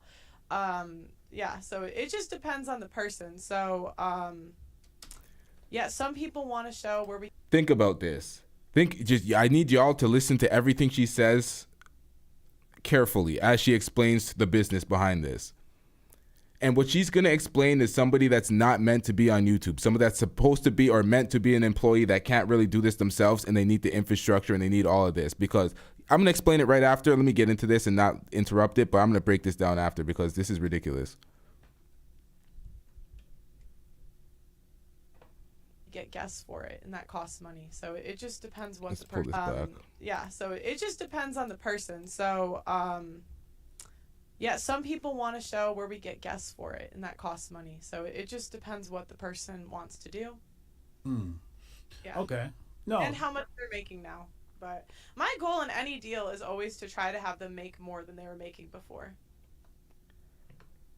What? I'm sorry, I'm gonna let this play, but she keeps saying that, and that's such a stupid point. Like, why else would somebody come to you for a deal if they're not gonna make more than what they made before? So you can just get a huge cut and make more than what they're making, but they're incrementally increasing their salary or how much they're making because they get the infrastructure now and they get the access to the girls and the editors, and they do less themselves. They do less themselves and make a little bit more money, but you make way more money than them on their own platform. Instead of simply just, okay, I'm making a good amount of money, let me pay for some studio space, and then I'm getting all that money to myself on top of that because I believe in myself and my platform. But no, let's give the platform and the money to yo ass. This is stupid, man. Yeah. So, I believe it would make sense for a creator like me to just go on your channel and get paid. Wouldn't that make sense for me? You got 1 point something million, right? I think that. Now that would make way more sense for a creator to go on her channel where she's already set up the operation. She's getting majority of the money and you're getting a cut. You're going on her channel. It's like a feature. It makes way more sense to do that. And then do your shit on your own channel. That's the best way for me to make money? It depends on. I'd have to look at your channel analytics and ask you how much you. It's make. trash. It's trash. I'm saying right now. I'm like, yeah, you're just gonna have to rate me a F+. Yeah, it depends. There's different.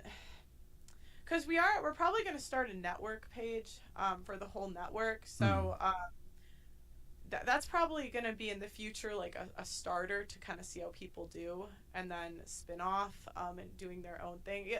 There's pros and cons because when people come to my channel, they're here to see me. So I'm gonna bring an audience that's here to see me. Where if you have your own, it's the audience is a bit more specific for you. So it just depends. I give a lot of freedom to the people that are signing to kind of do what they want to do.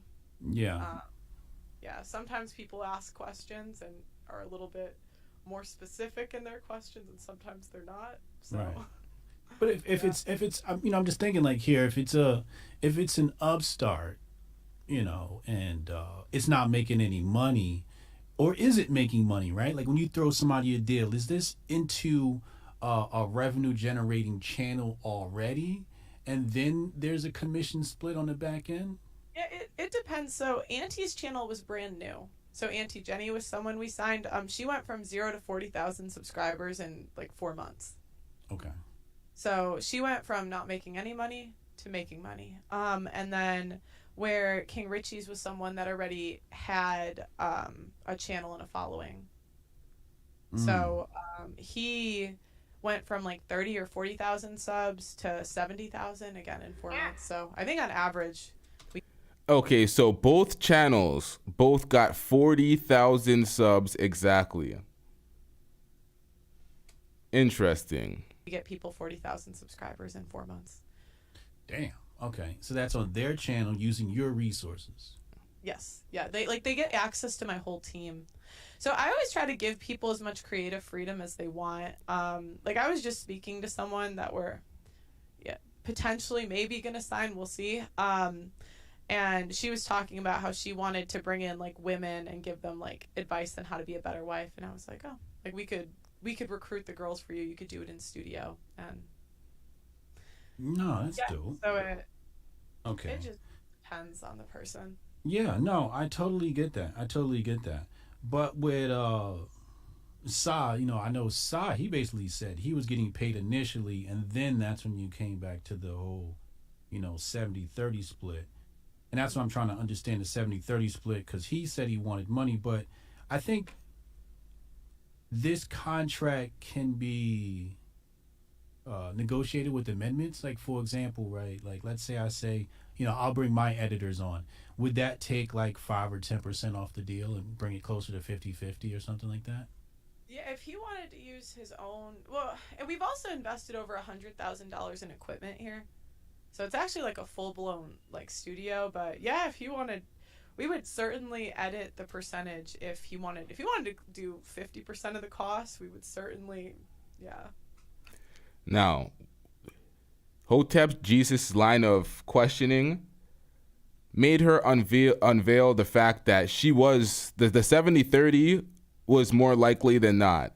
The things that she denied, and she said, oh, all the things that Sarah put out with the percentages, and I'm the big percentage and they're the small percentage, he simply confirmed with his line of questioning and his comments by saying, if I were to put some more in, like the editors and the thumbnails or whatever, then maybe we'll come close to 50-50 and you won't be big partner and me to the small bag.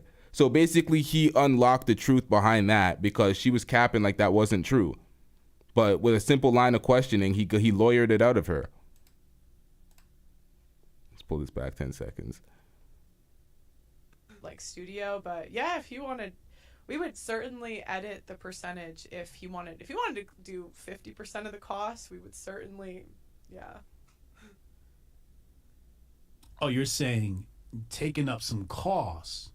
Yeah, if you want to take up costs, then the splits will be different. That makes sense. I mean, that he was also the one chasing, like, I don't know. It was chasing what? Like it was just interesting because he was saying that like I was kind of chasing him for it, but he was more chasing me for so I don't know. There's only so much I can say. So yeah, you felt like he was more pursuing the deal than you, and that's why the value was sort of flip-flopped. Yeah, just because y'all have to understand that this is very unconventional in the podcast industry, in the studio industry, even in for recording artists, regular studios. Any studio anybody that operates a studio charges per hour. They don't try to take your page because they have the studio. They're not, oh, I have the resources for you to shoot here or for you to record. Now this is mine. I own this. That's never the way it's been. You don't own a rapper's song because they recorded in your studio. So you're getting 70% and they're getting 30% and you're not paying them for studio. That's never been a thing. Even in all these podcast studios, Daily Wrap-Up Crew, I'm pretty sure they rented in the same spot that Brilliant Idiots used to record in. You pay for your studio time and you take away all the money. So this is the reason why this is a big deal, because this never happened before. Nobody's colonized somebody's YouTube channel.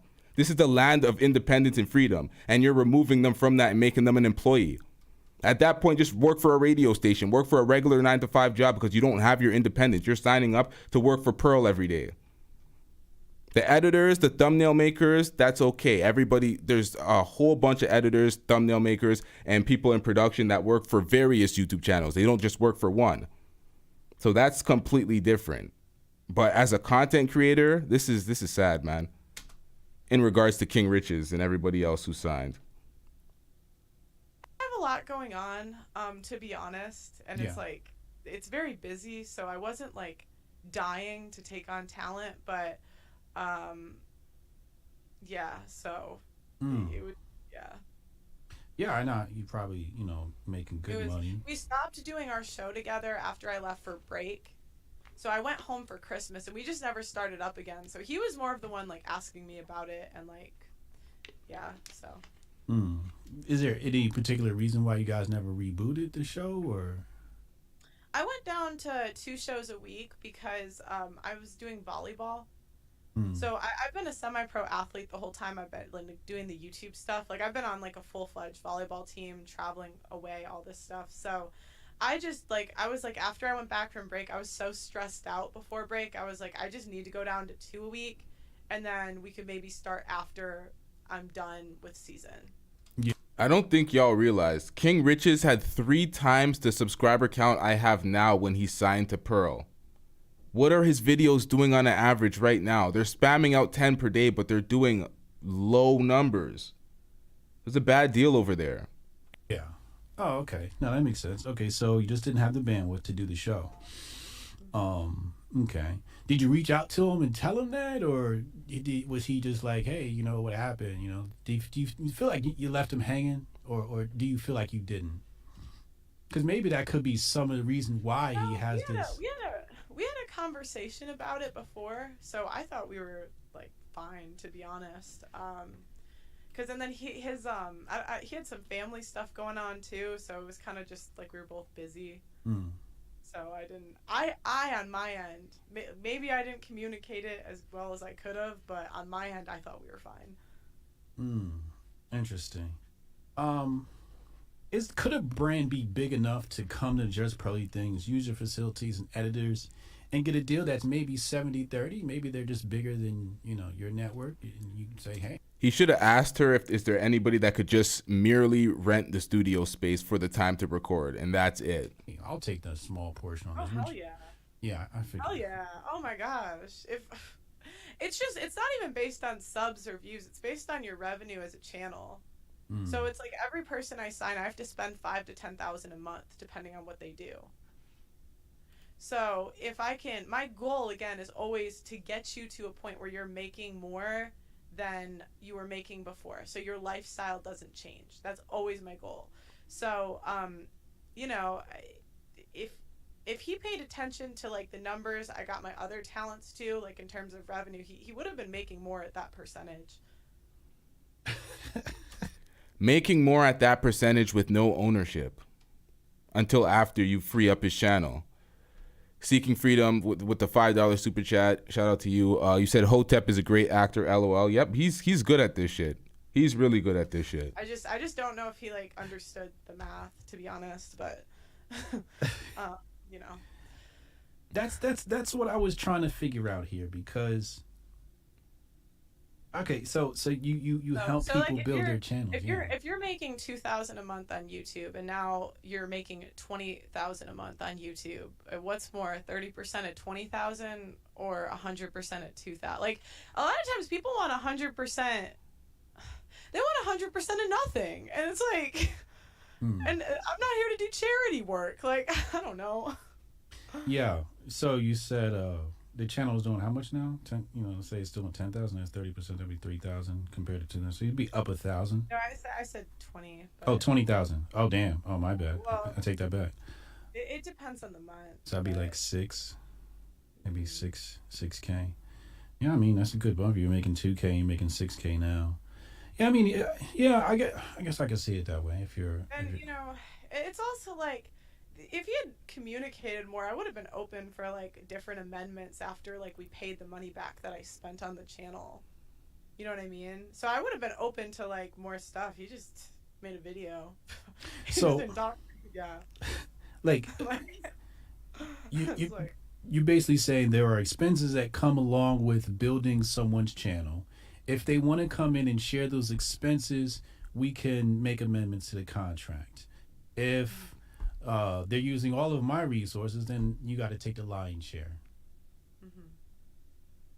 In general, I mean, I can't say it I does argue with depend that. what they come in with. Like if someone's making 10K a month on YouTube, right? Well, then you get a higher percentage. Yeah. You know. Now, what did she do just now? Right here. What did she just out about her business? And what they come in with. Like if someone's making 10K a month on YouTube, right? Well, then you get a higher percentage. Yeah. You know? So King Riches came in with a channel that had 30,000 subscribers already. Auntie Jenny came in with nothing. She said it's based off of what you already bring to the table. Auntie Jenny literally brought nothing to the table. Auntie Jenny probably sees 1% at best if she's even getting paid. She probably just comes here for the clout. No paycheck. Because at that point, it's not even worth it. if you're making 2K a month on YouTube, you'll get a lower percentage. You know what I mean? Yeah, and they're saying like these were slave contracts, is what they were saying. 3-year lockdown. You own the brand. Would you own the brand? No, after the 3 years, I mean, again, remember this whole YouTube thing is a year old. Right. So I'm not gonna claim I'm the perfect contract maker. All right. Yeah. I'm not gonna claim like I'm the end all be all. I know how the contracts go. Right. And I've been told that this was a bad deal for me because at the end of the 3 years, they get to walk away with their channel and keep it. So I could put in all these resources into a channel, and I gave an amendment where they could leave after the first year. But you made majority of the money. You were in the green the whole time. Look at Hotep's face. Let me play this. I'm going to say nothing. Yeah, so I was like, if anything, I've been told this is bad for me because I don't own it's not like a music where you own it for like perpetuity. Right. You know? Right. But anyways, So you own, but you own it for that 3-year period? Yes.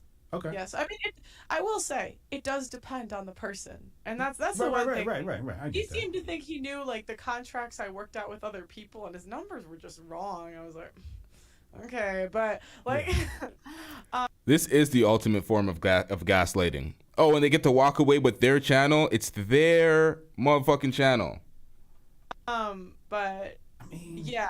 That's not exactly that bad now. No, it is bad. All right, so you own the channel for 3 years. You hear it? Their channel, yeah, exactly. Chronic introvert. Thank you for saying it. Their channel, their masters. He's trying to compare it to music, and we already know how music is already fucked up with these 360 deals. These motherfuckers own these people. They own all their music. They can shelf them at any time. You can be a recording artist and want to put out material, and nope, your label's holding you back because you're not generating enough money, and they're spending too much of the budget on you. So they're gonna hold you back. They're gonna own your masters. She's looking at it through what Sarah Garvey explained as a colonial mindset. Like, she wants to own everything. She doesn't want to just make money on the way up. She wants to make them exactly what they were making and a little bit more, while she makes the big bag, and she wants to own it in perpetuity. And she seems like she's salty about not being able to own it in perpetuity. This is crazy. But anybody that signs this, they got to be accountable for their dustiness. You're in YouTube. You should have confidence in your own in investing in yourself. But it is what it is. The revenue split is your lion's share. And you get 10 pieces of content posted a day. But music is so much different. Music is monopolized. You can't be the biggest star without being signed to one of the biggest record labels or being in business with them. You can't do it. You could only grow so big as an independent artist, regardless of how hot your music is. There's a lot of, the music business is messy. It's way different than YouTube. YouTube is the free market. She's trying to turn it into the music business. If more people thought like this, YouTube will turn into the music business, and there'll be gatekeepers. There'll be large channels that have networks and gatekeepers, and no one will be able to do it themselves. And that is completely contrary to what I believe in YouTube and the things that I support in YouTubers. I support freedom, independence, being able to stand on your own twos.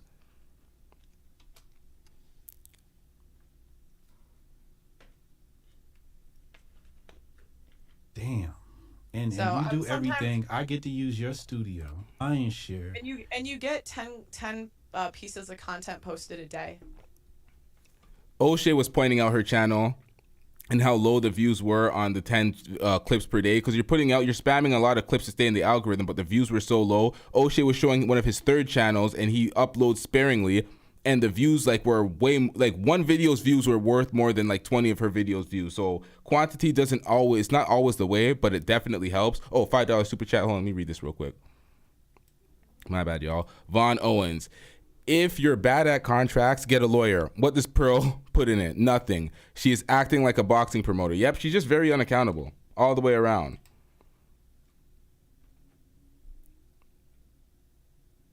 Damn.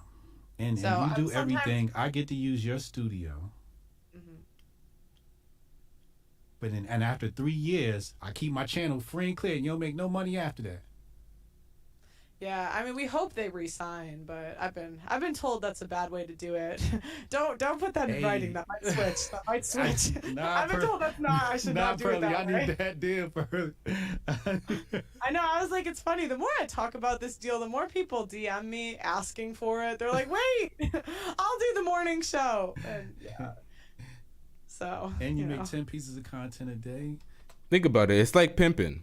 I get you the venue, I get you the spot, I'll get you the clients, and I take my cut, which is bigger than yours, and you get the small cut, and I send you your way. It's like basic pimping. Anything? I might have to move to the UK, Pearly. As long as you're not a white supremacist, we still got to talk about that, you know. But it still doesn't seem. It makes sense to me. I get what you're saying. Okay, so now it kind of makes sense with this contract. I don't know what else is in the contract, but going based upon what you said. I'm really big on giving the people that work for me creative freedom. So if someone has an idea of like a show or a piece of content they want to make, like we just did a dating show where we brought in it was called the Red Pill Bachelor. Okay. And we brought in like 10 girls to like do one-on-one interviews and or one-on-one dates and and basically he asks them more red pill leaning questions and then he has to eliminate them one by one. And and so it's just kind of the cool thing about working here is we really are here to make whatever content they want to make possible. That's dope. Production house studio. I said this a while back. This is going to be the future. Now, before we hop into the Nick Fuentes stuff, you hosted Nick Fuentes, right? Did you know who he was before you hosted him? Did you? There's production studios everywhere in Atlanta as well. It's King Sid and these niggas shoot what do they call it? Smasher passes and these type of young nigga videos where these girls come in and there's a line of girls and they shoot them in these production studios, the visual studios. If those studios came through and were like, okay, we're charging all y'all, there's a bunch of different creators that have channels that they all record in the same studios. If the studio came in and they're like, okay, since we have this space for y'all, we're gonna get the girls for y'all, but we're gonna own your channels now, and have King Sid and all these niggas give up their channels because they have a venue or a studio to record their. It's asinine. All the justification is asinine. Let's get back into it. There's a lot to react here. I'm gonna stop pausing it.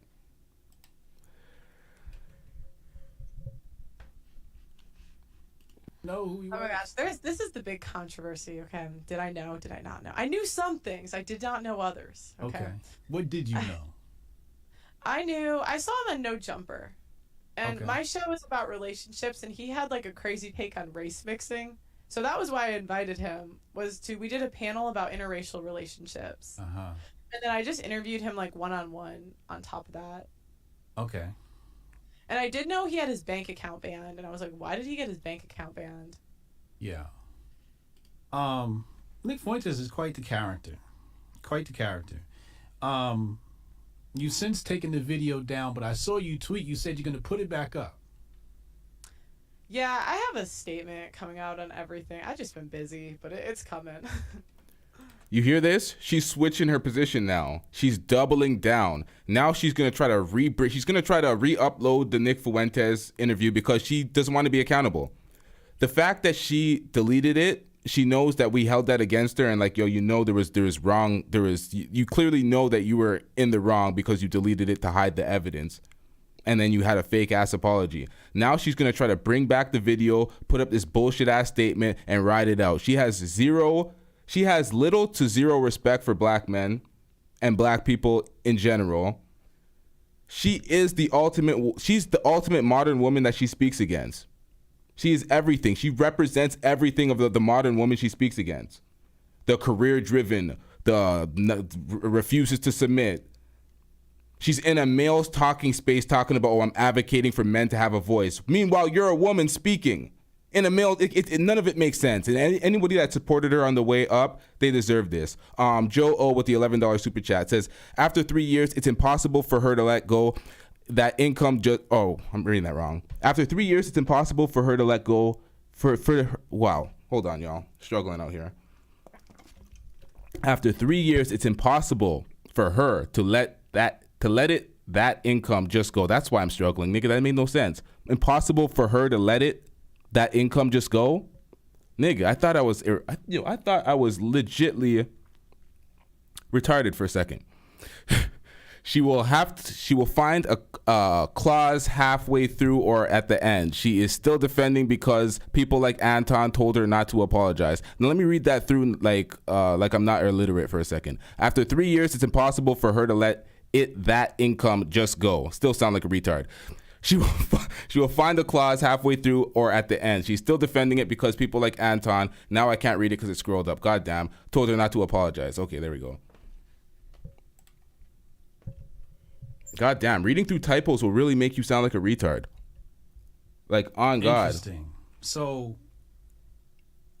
you made a statement previously, and then I guess that's after you took it down. Why'd you feel like? Did you feel pressure? Was it pressure from YouTube? Did the Illuminati call you and tell you, you messed up? Or No, there is no pressure from YouTube. There's. Please, y'all, not with the typos, because when I try to clip this back up, I legitly look like and sound like an idiot trying to read these things. I'm like, why is this not a fluid sentence? What am I doing out here? I watch a lot of anime. I have to read subtitles really quick. Like, I shouldn't be going outside on air like this. But let's get back into it. You'll see you'll see.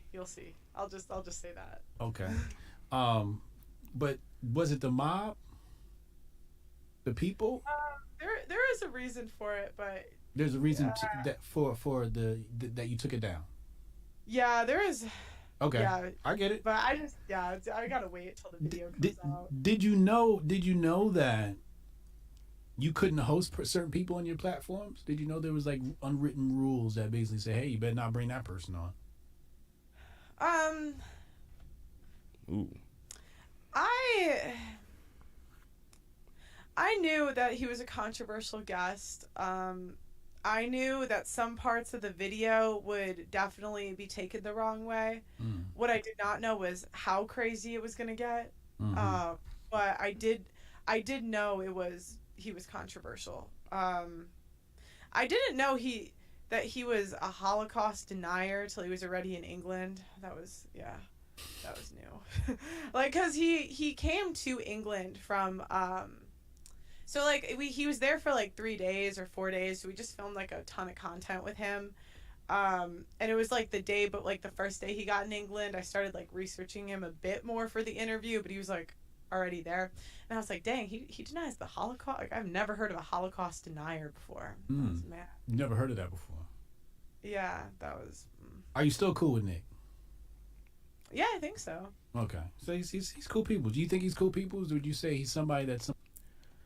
Shout out to JR808TV with the $20 super chat. You didn't say anything, though. I'll read your next comment. Somebody should not hang out with? No, I wouldn't say that. I would say he has some crazy views, but overall he was really polite. He was really nice to everyone that works here. I there's even clips of my staff, and people will say like I have a gun to their head or something, but I certainly don't and did not make them. But like Blessing, one of my producers even said that he didn't find him to be racist and that he thought he was a nice guy. Was that an African that said that? It was, okay. I don't. Okay. So the whole Nick Fuentes thing bobbled up, and then that's when you made that comment, right? You made that comment. Slavery wasn't that bad. I did not say that. They took that out of context. I did not say that. I think the exact verbiage you had was something like, some of the slaves actually had great relationships with their master. Yeah. Do y'all are gonna start? It's gonna start unfolding in front of you. I'm struggling to this day. How clueless this woman really is. She says things that are it's unbelievably stupid. Let's get into this. In hindsight, do you think that's a bit insensitive to the struggle of black people? Probably, yeah. You see that? Not a single fuck given. But I was actually referring to a Thomas Sowell book. So that's once again, referencing some black person that she can say she was reiterating their talking point. She's always hiding behind some nigga. The one thing they didn't really talk about was, if you watch the full interview, which it's down, but it'll be back up. I was really quoting Thomas Sowell and like parts of one of his books. So that's what I was talking about. Yeah, I'm familiar with Thomas Sowell's work. Absolutely. Do you remember what that work was? Yeah, there was a couple. It was Black Rednecks, White Liberals was one of the books I read. Yeah. There was a bibliography from someone, I can't remember who it was, that was a slave. See, I don't even want to talk about this. Slavery. But that's where it came from. Was I read the bibliography of a slave, and that's what he talked about in the book was his relationship with and that was where that comment came from, was because I read this book and that's what he talked about it. And in Thomas Sowell talked about a couple instances too. So he said, why do we still respond to her? She doesn't care about you. I'm leaving here with something. You know what I mean? I'm from around the way. I'm leaving with something. Isn't it obvious? Listen, we're about to get into the conversation about reparations. I've said my thought about reparations before. I got packed out in the comment section. Nobody was having it. I looked down once again. I ain't gonna lie, I'm getting cooked. People were not having it because I said that I'm not against reparations. I just don't believe that niggas is ever getting reparations. I don't believe that they're ever trying to do it. And I don't want to be that black man crying and looking for that, oh, I need the reparations, complaining about it. I didn't want to do that. So I said I didn't say I wasn't for it. I'm just saying I don't think black men should be asking for it because I don't think that we're getting it. I think that we should take. It's the only way you're getting your reparations back. So I'm taking. We getting these Pearly views. You know how much Pearly videos we got coming out soon? We're getting more views off of her name than she is right now. We taking those reparations back. We taking that bag. It is what it is, Pearl. You don't believe in it, we're getting it either way you like it. Or, whoa, hold on. That sounds super. Pause. That sounds like. I don't know how widespread. I'm not saying all. I'm just saying those books were what I read. Interesting. I'll be honest with you. Yeah, I didn't even have a drop for that pause because that was kind of.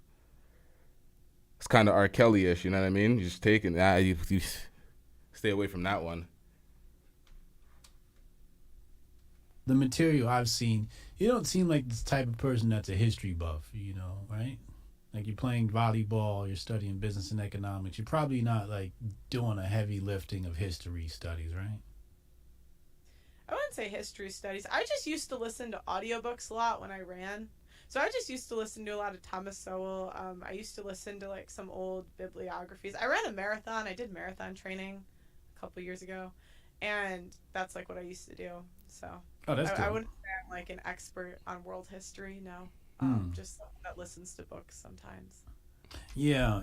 See, that's the impression I got, that you just maybe you haven't seen all of the documentation surrounding all of these random events throughout history, or maybe they're not random at all. Definitely many of them planned.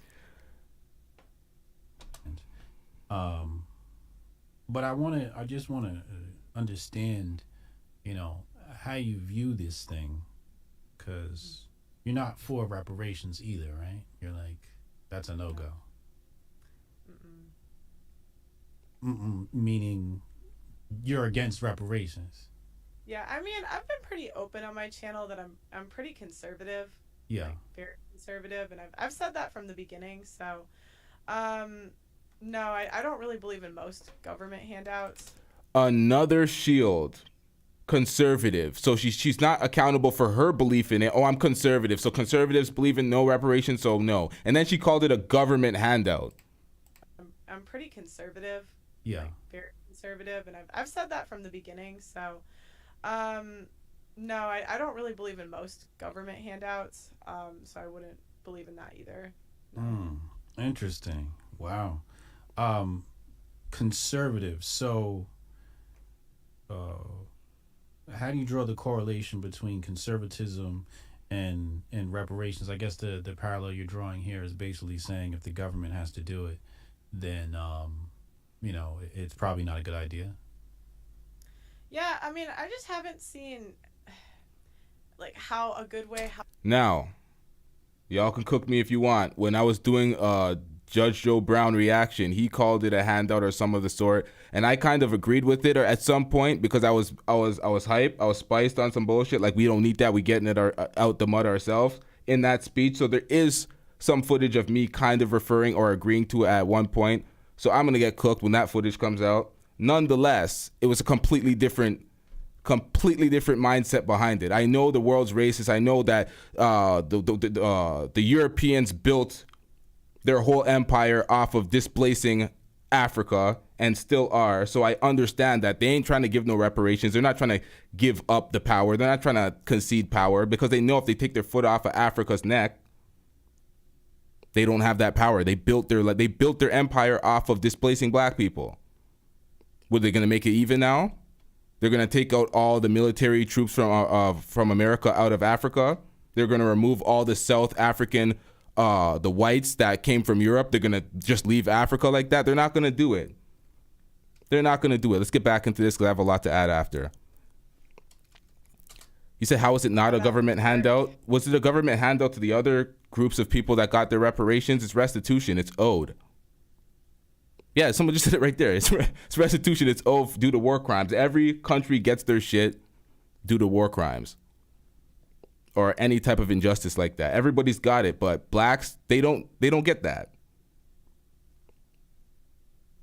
We're going to get into that after because I need to fully expound on that and we have a full reaction to do. So let's get this information covered and then let's fully expound so I can articulate my points the way I want to in full.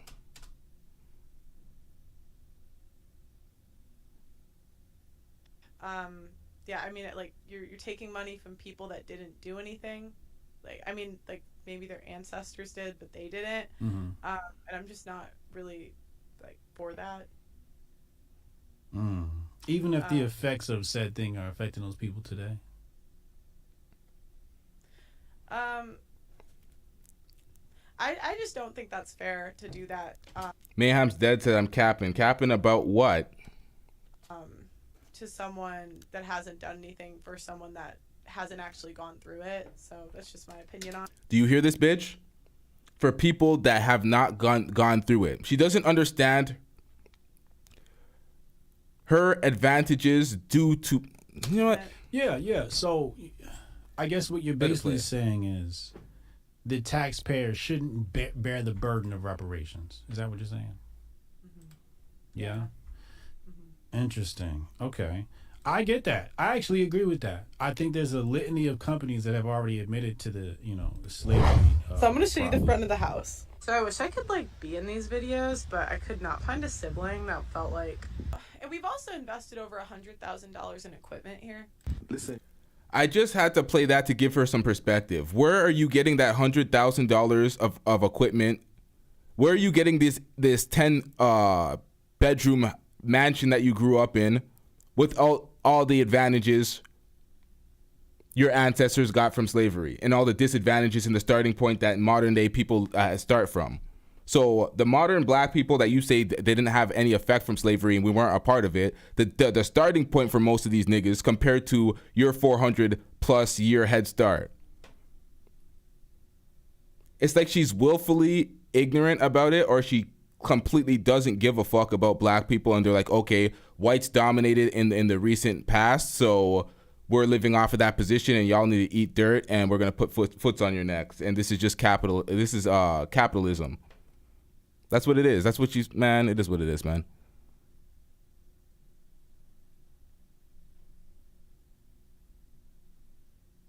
Oh shit, I didn't press play, my bad. Just waiting for this shit. Seeking Freedom with a $5 super chat says, hold on.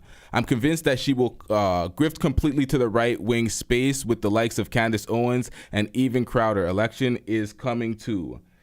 Yeah, I think she's trying to. That's why she keeps saying she's conservative. She's trying to be like a Megyn Kelly. She's trying to be Tommy Lahren. She's trying to be one of those in the future. That's why she doesn't give a fuck. That's why she's displaying this type of emotion or lack thereof. I've spoken about this plenty of times. Barclays, insurance companies, banks, mostly banks and insurance companies. Yeah, Mayhem's dead is not going to substantiate his claim about what I'm capping about. Every time someone tries to say I'm capping, I bring the evidence of what the fuck I'm talking about. So it is what it is. So I definitely don't want to pay my own reparations. Did you ever try to imagine a world where reparations does make sense? Where reparations would be paid? No, I haven't really gotten that deep into the thought process of reparations. I've just heard about it. Yeah. And, people have pitched it to me. Yeah. I just said that doesn't seem like something I would go for. Okay. Did you? Because I know the conversation you had with Sa in regards to reparations. This is very old. This is before you even get the studio and all of that stuff, right? So they pulled that clip out, and then that's a discussion now. But that's obviously, your stance on it. So I guess you're against all the money going to Ukraine and all of that stuff too. I'm going to be honest, I don't know a ton about the Ukraine. Yeah. Most of what I learned about the Ukraine was from that Nick Fuentes interview. So from what I know, I probably would not be for that. I'm generally keep the money in-house, but I don't really have strong opinions on it. Yeah. So you don't have strong opinions about that, which you know nothing of, and you don't know nothing of slavery and reparations, but you have strong opinions of a strong no. Y'all, if y'all can't see this by now, I don't know what to tell you. You mentioned being a conservative. White girl, suburb. I'm putting you in a box now. Dates black guys, works with black people. You've definitely gotten coin off the culture, but you're not for the culture. Like the culture would be like, hey, don't talk bad about reparations, Like my take on reparations is I'm completely agnostic, right? Like I'm the type of person where I look at it and I'm like, I'm not out here asking for reparations, but I'm also not telling people, hey, you sound stupid asking for reparations. That's definitely not something I'm going to do, right? And that's my definition of conservatism. Like, we think about Donald Trump, guy for the people, the populace, right? So you mentioned conservatism and less government, right? And I get that. But what you're basically saying is, and I don't want to put words in your mouth, that people come before the government, no?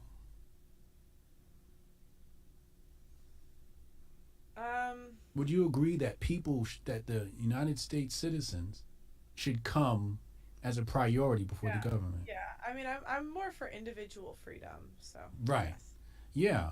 So when I see somebody the reparations conversations and they shout it down, I'm like, whose side are you on here? Are you on the government side? Are you on the people's side? Because there's thousands of different causes that people are shouting for, right? Some we might deem legitimate, some we would say are illegitimate and deserve no merit, no honor, no oxygen. Yep. Reparations is where you draw the line, though. You think like, no, I'm going to say a hard no to this. Yeah, I'm not for reparations. But are you against it? Because I'm not for it either, but I'm also not against it. I'm not also coming out here and saying a hard line no. Like that's where you were in the beginning, and I just want to clarify: are you a hard line no? Yeah, I'm a hard line no when it comes to reparations. Oh man. It's not the hill I'll really die on. It's not something I think about daily. But if you had to ask me, I'd say no. There are no groups of people that should be given any sort of retribution from the United States government? I mean, ones that maybe are alive today. Well, yeah. If somebody's alive today, yeah. Like, if that, maybe at the time it would have made sense, but in 2022, no, I'm not for it. But she can't make an argument outside of her own personal bias. What does that tell you? Yeah. So, just so you know, the reparations conversation for some groups has evolved into literally, the work of LBJ, the government handouts and all of that stuff. And also redlining. That stuff's recent. Those people are still alive. And the gross mismanagement of the black community in inner cities by Democratic representatives. Now, you're a conservative, so you know the Democrats do a poor job in black neighborhoods, right? Mm-hmm. Would you agree with that? Yeah, probably. Yeah, good. I think everybody can agree with that. Democrats generally do a poor job in inner cities. For that, because that's happening today, and those people are alive today, do you think those people deserve reparations from the political party that has failed them?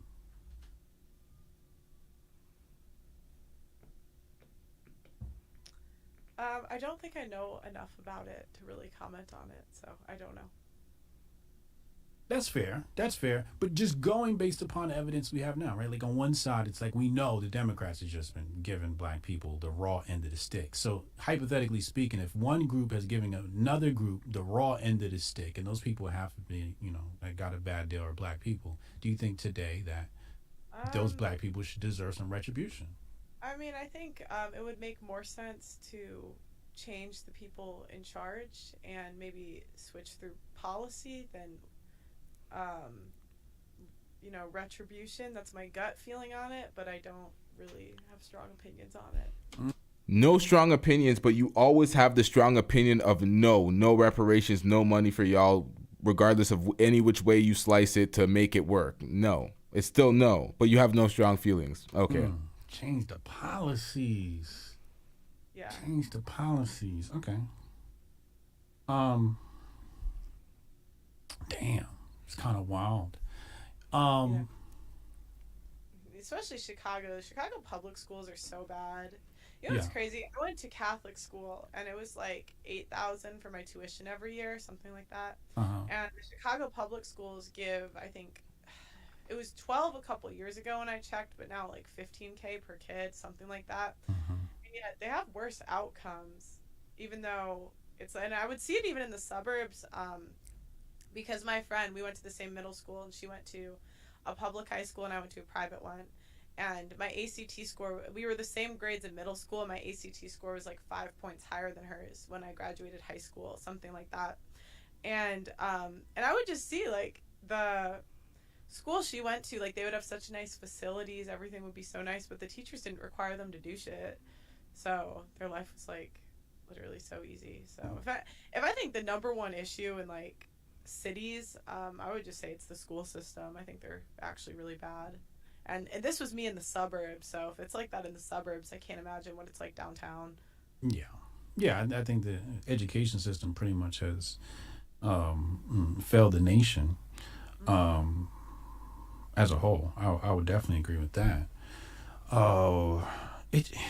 So I think you're just basically a capitalist. You're a girl who wants to get on YouTube and make some coin. You're not exactly invested in black culture. Facts. I would say I'm more invested in men's issues overall. I think some of those especially affect the black community, and that's why.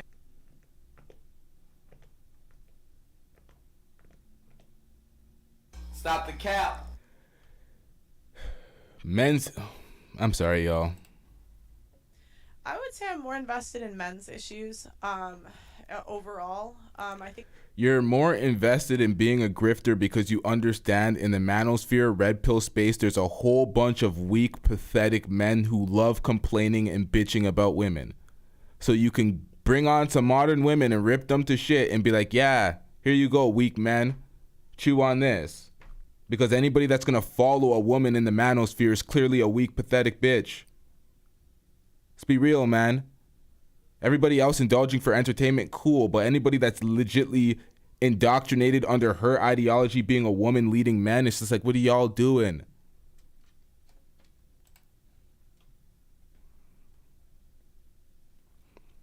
And then she tried to say, hold on. Especially affect the black. And they don't especially affect the black. You're using black people to diminish us, to shit on black women so you can feel bigger about yourself. And of course, the men in the manosphere hate black women so much, so they're going to go along with it, and they're never going to see the flaw or error in their ways. They're always going to support her. For what reason? Because she's a white woman shitting on black women, and they don't like black women. Black women have been bullying them and shitting on them their whole damn lives. Shout out to Jackie Dollhouse for the $4.99 super chat. This is why Joe Budden got cooked when he called Michael B. Jordan corny. He got cooked when he said he's still corny for being mad at that girl for calling him corny in high school. The fact that you're Michael B. Jordan and you remember that a bitch called you corny in high school is corny. Why are you holding on to a woman's words in high school? It's like these guys don't understand. They try to push down women so much and talk shit about women, but they respect women way more than they should because they let women hurt them so much with their words. They always talk about, oh, we're not women, men and women aren't equal, but then they want to treat women equally all the time, but inherently knowing that we're not the same. There's different standards for us. You can't maneuver a man. This shit is it's ridiculous with some of these folks on the internet. Let's get back into this.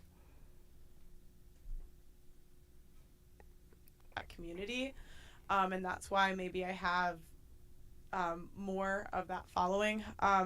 So creation. You're building the content house, right? You have the studio. What's the studio called? I don't know. The studio. Oh, you never named the studio? No. Oh man, you gotta name the studio, baby girl. You better give it an African name too. You said it wasn't in high school, it wasn't a podcast. No, they were bringing back a moment from high school up on a podcast. They were speaking about what they used to refer to them as in high school on that podcast. But for somebody to still be hurt over it, it's like, what are we doing out here? You gotta name the studio though. You gotta name the studio. Gotta get the studio a name. Do you own the building or are you just renting it or? No, we rent it. You rent it? Oh, okay. Okay. Yeah, you gotta name the studio. The studio's gotta have a house. So it's just a studio and just content is created out there. All right. I don't know. They're mad about being not picked, being ignored, not being picked on. They're mad at all three, ma'am. They're mad at all three. They're mad about not being picked. They're mad about being shitted on while they're trying to hit on girls. Girls giving them their ass to kiss. Not literally, because they would have liked that, but come on, man.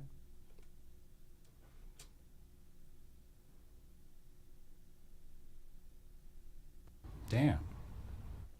Yeah, I don't know, Pearly.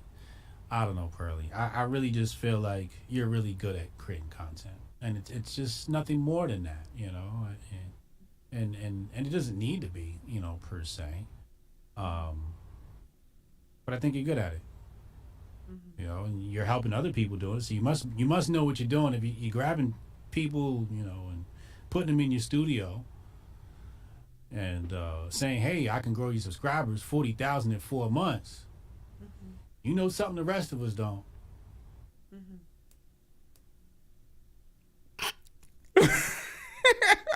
Right? No?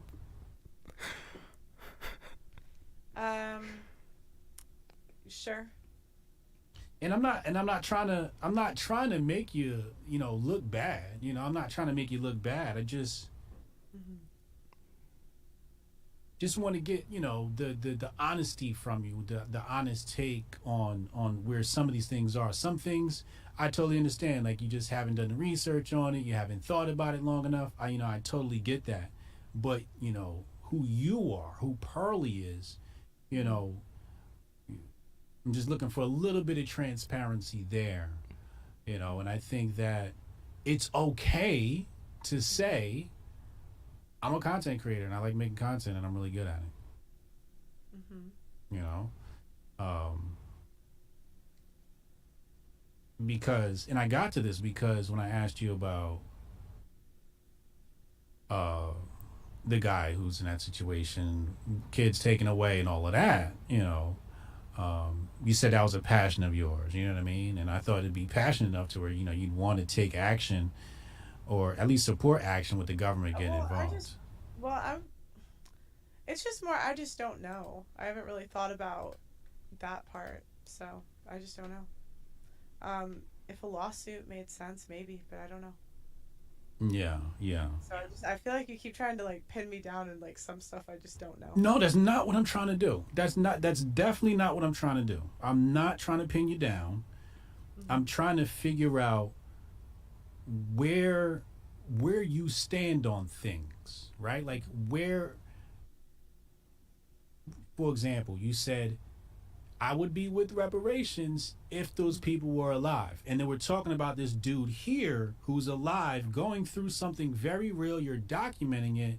So I'm saying, okay, so this guy is alive going through it. And now you're saying, well, I don't know. Right? So that's what I'm trying to just like. Yeah, but earlier I was saying I don't really have that strong of an opinion on reparations. My opinion is no, but it's not something that I'm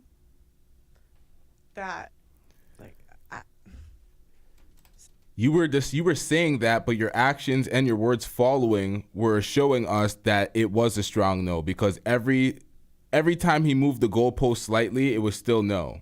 So you're saying it's not a strong no, but then you're proving it is a strong no. Sajin, I'm pretty sure that's how you pronounce the name. If I fucked it up, it is what it is. I have not heard it spelled, or I haven't heard it said before. She's concerned about men's issues, but not relating to helping men get into healthy relationships, improve their mental health, have good families, maintain them, etc. She's not focused on any of that. She's clearly a grifter. It's obvious. So people that support her should just be there for the entertainment, not the knowledge. Because if you're there for the knowledge, you ain't getting any. No, I get that. Like, me and you are in the same place in reparations. I'm pretty much agnostic, right? But I'm not against it. I'm not against it at all. You know, I'm just going based upon just our conversation, right? And based upon our conversation, that's what you said in regards to reparations. If those people were alive today and it was recent, then maybe, right? And I'm just looking at this guy and I'm like, this guy definitely deserves some sort of retribution and reparations. And then you hit me with the I don't know. I'm not trying to pin you down. What I want to do is I'm a person for the people, right? So if there's a cause out there and the government needs to, you know, pay reparations or do right by its people, I'm for that, right? Whether it's a guy who's black and he's a descendant of slaves, or he's having some troubles with his girl and his baby. You know, I'm equal like that. Yeah. So that's the one I just asked. think a more realistic step today would be to fight for 50-50 custody off the bat, and that's just my opinion. That would be a more realistic first step. But again, it's not something I don't know. Well, now I've been doing a lot of child support court cases on this channel. I have another one of those reactions coming out later tonight. Those show exactly why 50-50 custody off the bat is very unrealistic for a bevy of reasons, and it's highlighted constantly through those. So if anybody doesn't know, like, these things, a lot of these plights are very unrealistic. But let's get into this. How about the government has no say-so on custody?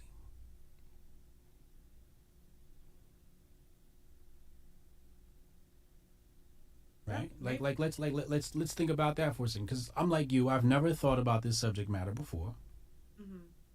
What does that look like? Right? Where there is no government to go. D'Souza said it. Most channels are not solution-based. Most channels are legit just entertainment. But a lot of these channels sell you some bullshit as if it's more than entertainment, as if it's supposed to be some life-changing bullshit. And that's where they're all frauds, and that's why a lot of these channels are getting held accountable and called up by the fans currently. Let's get back into this.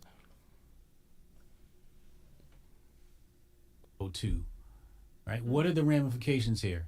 If a woman runs off with your child, that's kidnapping. You can't take somebody away from their kids, right? So I guess we would have government involvement in that regard.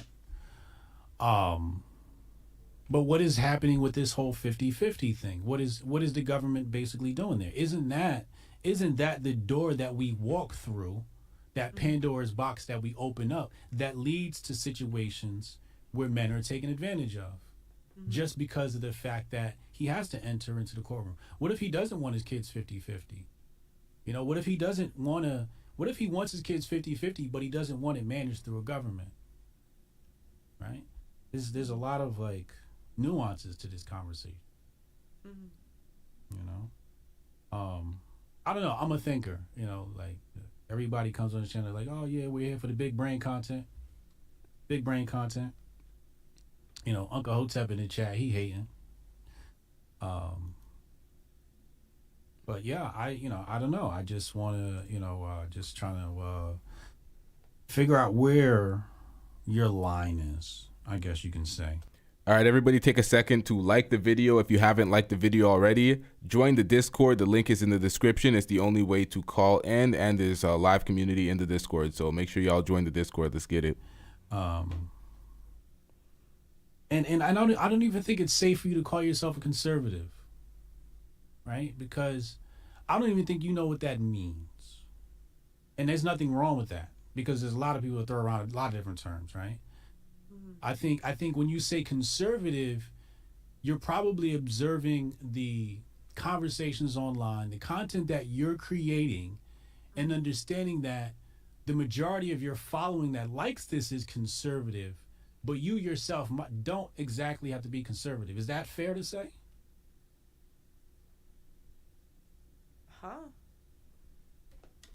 Now, what she's doing right now is buying time, installing, because she doesn't want to answer that question, seeming disingenuous when she lies, because she knows it will out her as pandering to an audience that will make her apparently, or it'll make it more apparent that she's a grifter. So she doesn't want to answer. I would just say the things that I believe are, I don't believe in high taxes. I don't believe in government handouts for the most part. And I'm very much pro-life, and those tend to line more with conservatism. So you got three basic tenets. Taxes. Whoops. Didn't mean no that. No government handouts, no reparations. Right? And what was the other one? I said I was pro-life. And pro-life. You're a libertarian. You're a libertarian. That would fall under libertarian as well. That's very centrist. That's a very libertarian thing to do, or to say. I wouldn't even, you didn't mention guns. Are you pro 2A? Yeah, I believe in, my brothers have guns, like they go hunting and stuff, so yeah. Okay. Pro 2A. Do you like trans people? No. You don't like trans people? No. You would never be a friends or work with trans people?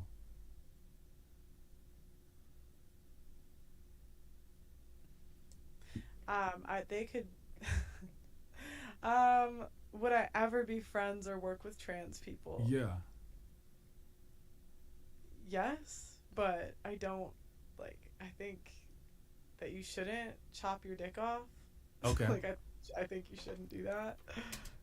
Now, when she gets questioned about why she said that, she's going to be like, oh, I heard Lil Boozy say that before. She's going to hide behind another nigga. So you think the transition and all of that is weird? I don't really blame you. Do you go to church? Are you a church girl or? Not recently. I used to. So do you pray a lot, or would you say you're religious or spiritual, or you're kind of like, nah, I haven't really gotten into that yet? I would say I do pray. I wouldn't say I'm like a diehard Bible thumper, but I would say I'm somewhat religious. Yeah, I'm more spiritual.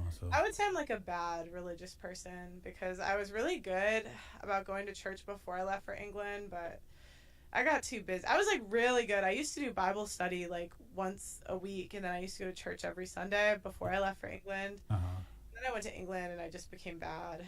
Okay. So I'd say I'm like an ex-good Christian. And Yeah. now I'm just bad for a year and a half. So.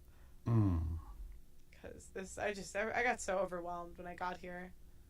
What about gay or bi people? You have any gay or bi friends? You cool with gay people? Do I have any gay or bi? I mean, no, I don't think so. Stop the cap. What about Destiny? Destiny's bi. Ain't Destiny your friend?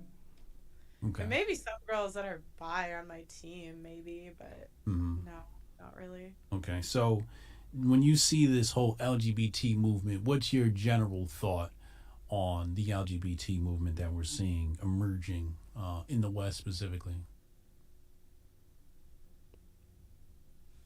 Do you feel like it's an agenda? Do you think it's organic? No, I mean, I think it's an agenda. Like, I mean, I keep seeing these tweets about like these. I personally, the LGBT, the shit they've done with women's sports. I mean, I know that's not gay. That's like the trans, but they're all under like one now. I just think is actually disgusting. Especially as someone that has played at the highest levels. I mean, I didn't go pro, but I was one step below it. Yeah, I think that's actually great. I think it's going to be the end of women's sports if they get to do what they want. So,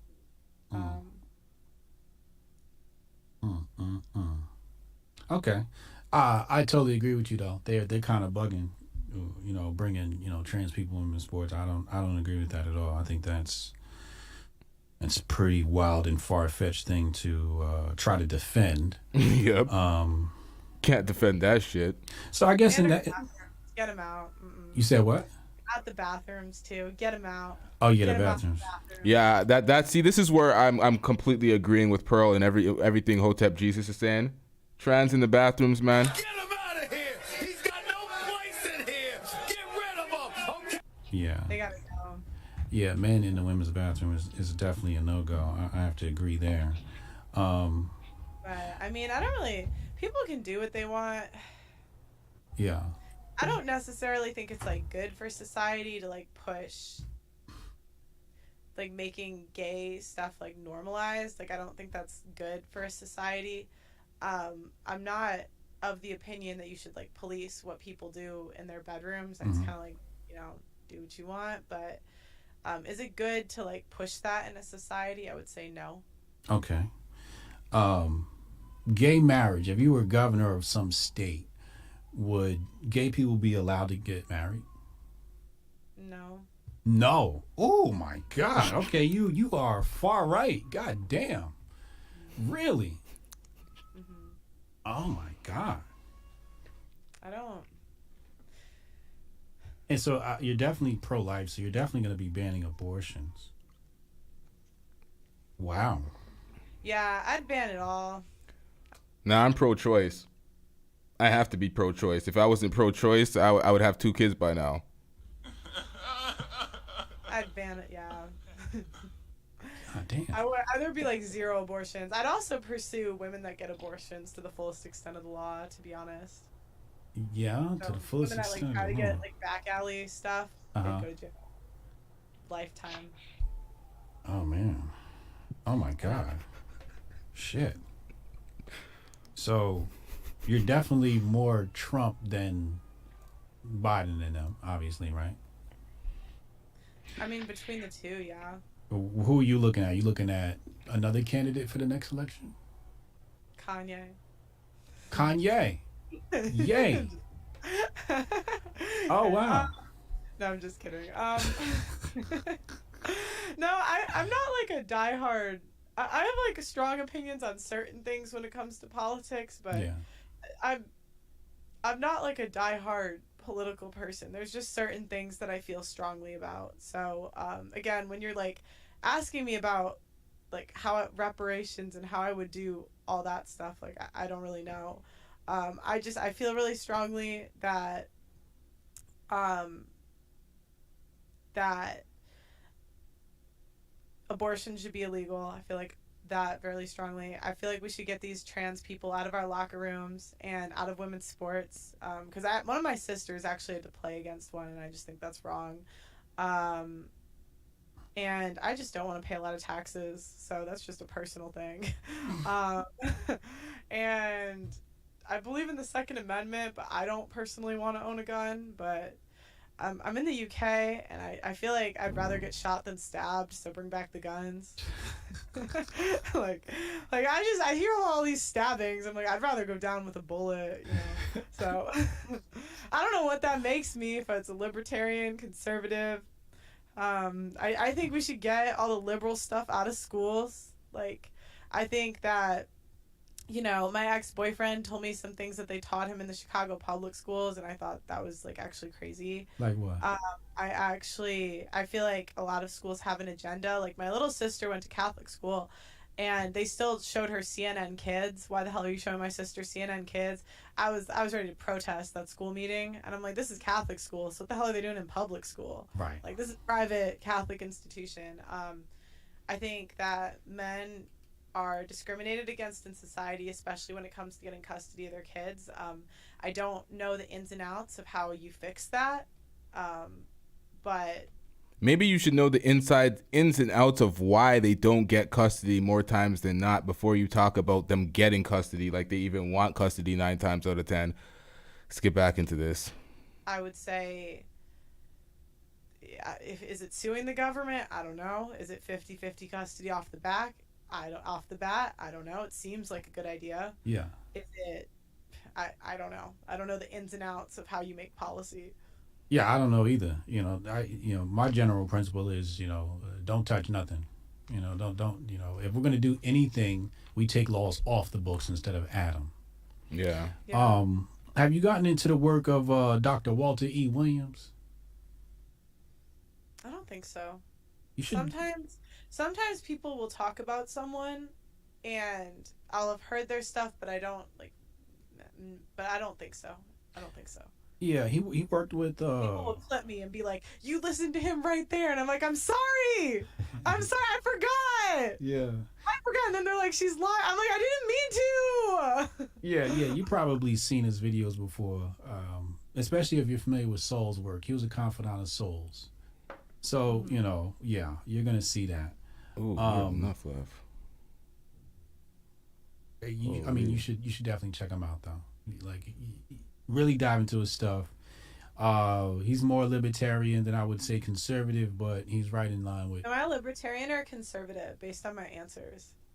You're like a far right Nazi, but you date black men. So I don't like you're. I'm a Nazi? I mean, pretty much. How did I get Nazi? For what? What did I do? Oh my god! Already? It's. You said it in the beginning of the conversation. You said you were all over the place, right? Yeah. You are. Yeah. And that's not a bad thing, right? Because you're 26, you're young, you have not grown, and that's why I say you have to be careful with, what you say you are. But would a hardline conservative say gay people should not get married? Mm-hmm. I would say that's a little bit further right than usual. I think the conservatives I run across are not gonna say that until you get to like the real strong. I'm gonna get the LGBTQ plus is after me now. Oh yeah. When they see this, that's definitely your ass. Well, okay. I feel like the point of a marriage is like 4 kids. That's my gut feeling. Is like, and you can't. I mean, you can adopt kids, but even my parents adopted kids, and I see a lot of the issues that come with adoption firsthand on both. Who knows more about adoption than me? Okay, I had one brother I didn't meet till I was 23. Yeah, I had other brothers that came in and we adopted. Yeah, so it's like there's a lot of issues that come with adoption, to be honest. Right. Like, I would say I'm more similar to the brother I didn't meet until he was 31 than I was the ones that grew up with us. Mm-hmm. Somewhat, So, and so when I think of marriage, I think of, man and a woman. That's just, When you think of marriage, do you think of a white man with a white woman and a black man with a black woman, or does race not matter? I've never really. I've always thought man and woman. Mm-hmm. That's always been my opinion.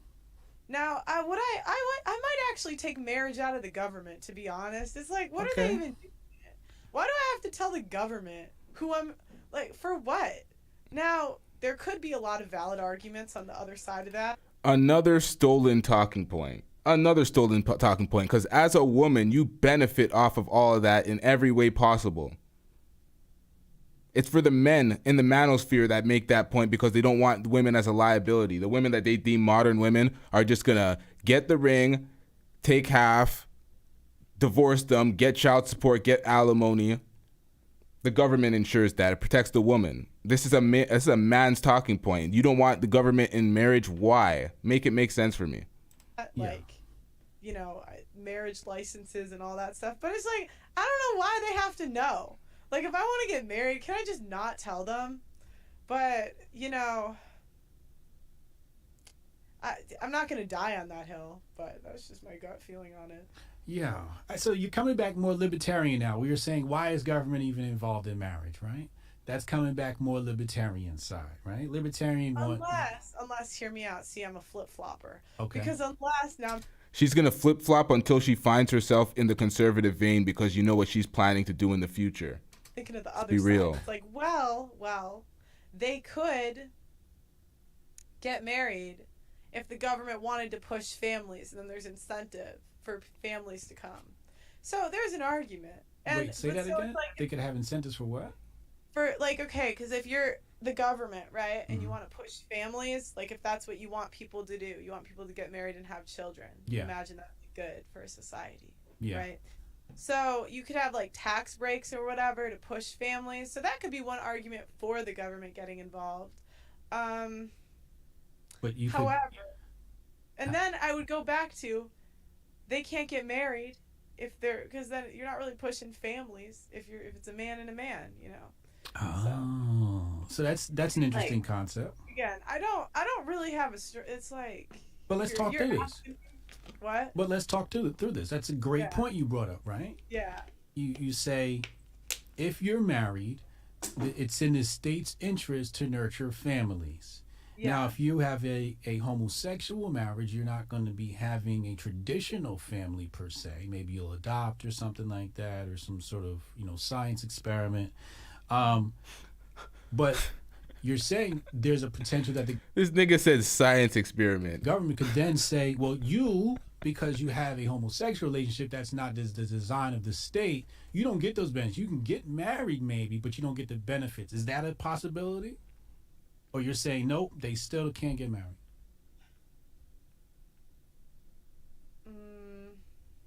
Can't even have a license. No license for you.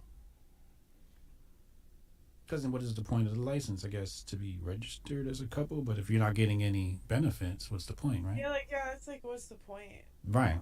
Yeah. That's interesting. I've never thought about that before. I don't know where I lie on that, but okay. But I think coming back, my point being is, you're a young girl, and you haven't made decisions on a lot of things in your life, right?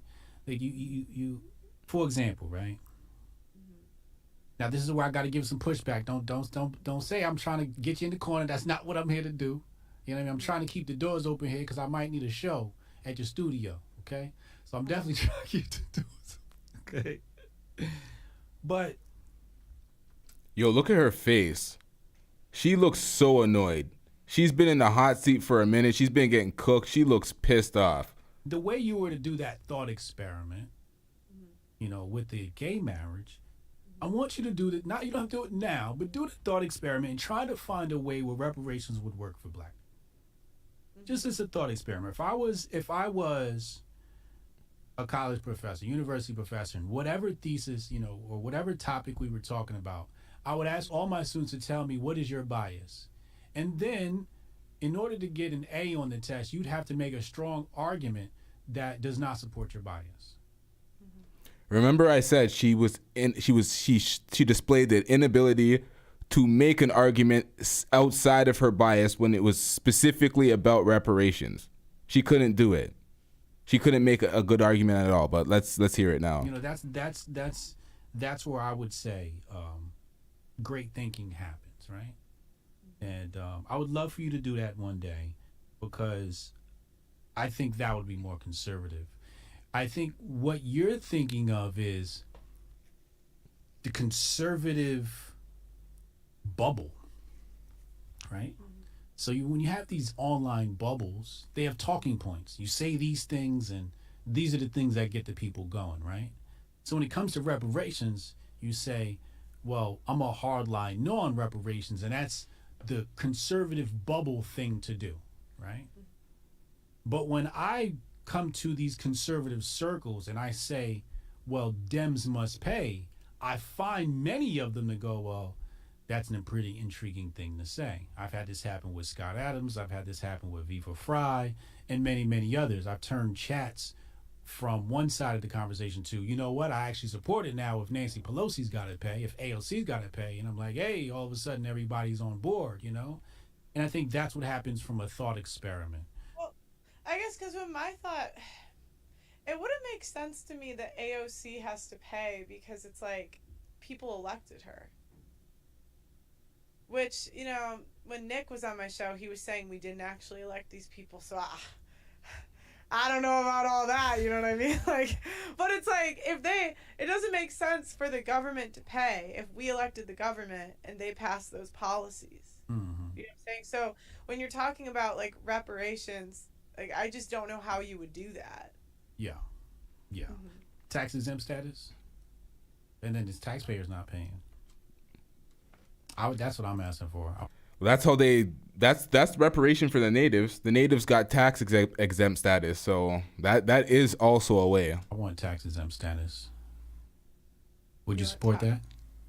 For what? Reparations. One of my ancestors was a slave, and if I were to get reparations, I'd like to see it in the form of tax exemption for me and any corporation I'm a majority owner of.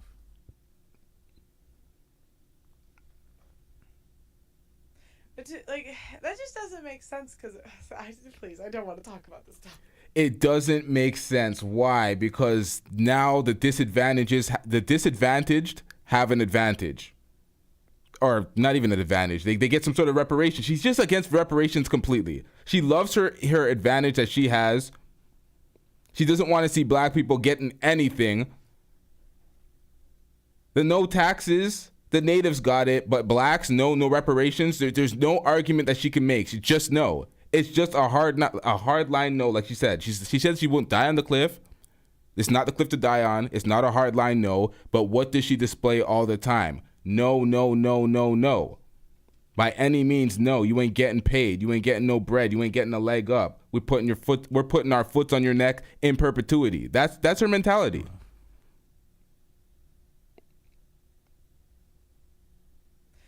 Like that just doesn't make sense, because please, I don't want to talk about this topic. Why doesn't it make sense? It doesn't make sense because what? Nothing. And she doesn't want to talk about this topic. Why? Because she'll be exposed. That's why. No, it's not sensitive. I just rather not talk about reparations. It's just what this comes back to is conditioning. Mm-hmm. Many of us have been conditioned, okay? And she has been conditioned to be a white supremacist. That's what she's been conditioned to do and to be. She sees the world through those goggles. It's so obvious. I, from a young age, was conditioned to have animosity towards white people. And maybe you were conditioned to have animosity towards this idea of reparations. Mm-hmm. Animosity towards the idea of black people getting anything, owning anything, having any type of power. Right? Mm-hmm. And we all hold biases, but I think, higher thinking, enlightenment comes from learning how to release those biases and find ways that, I know it made me a better individual, but when we think about reparations, it's like the arguments against it are so terrible that why would you still, having no ground to stand on, right,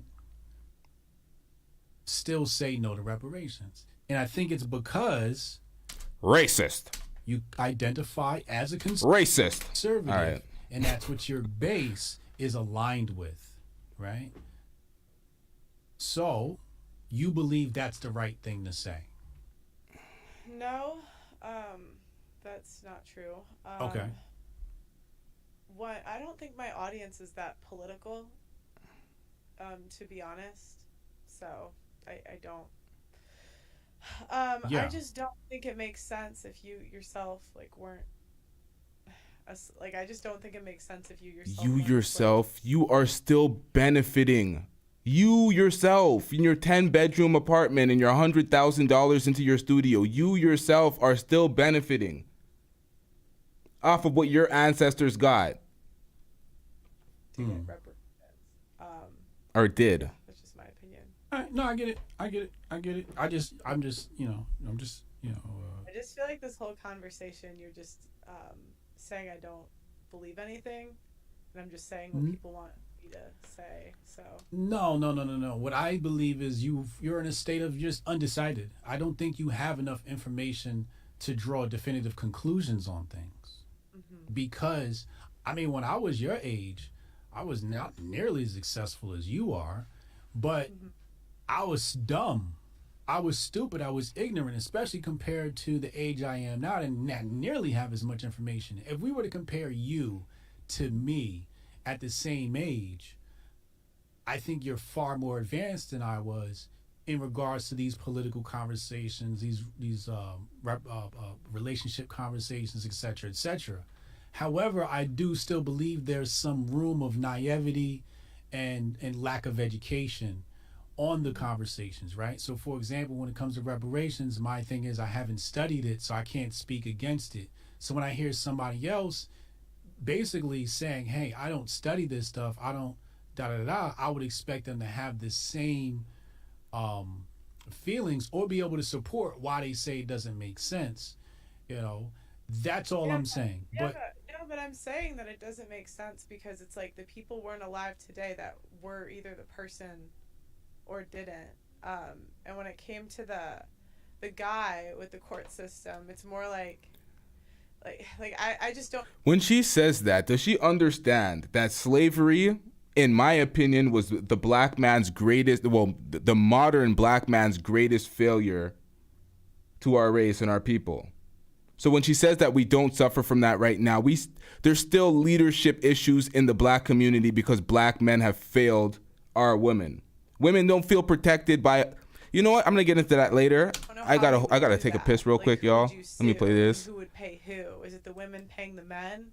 Well, women don't have money anyway. It's like, come on, like, why do you think they're taking it from him? What's he gonna sue her for? Yeah. Like, so I'm like, who would he sue? I mean, you could hypothetically say the state, but then if you sue the state, like, don't we pay it?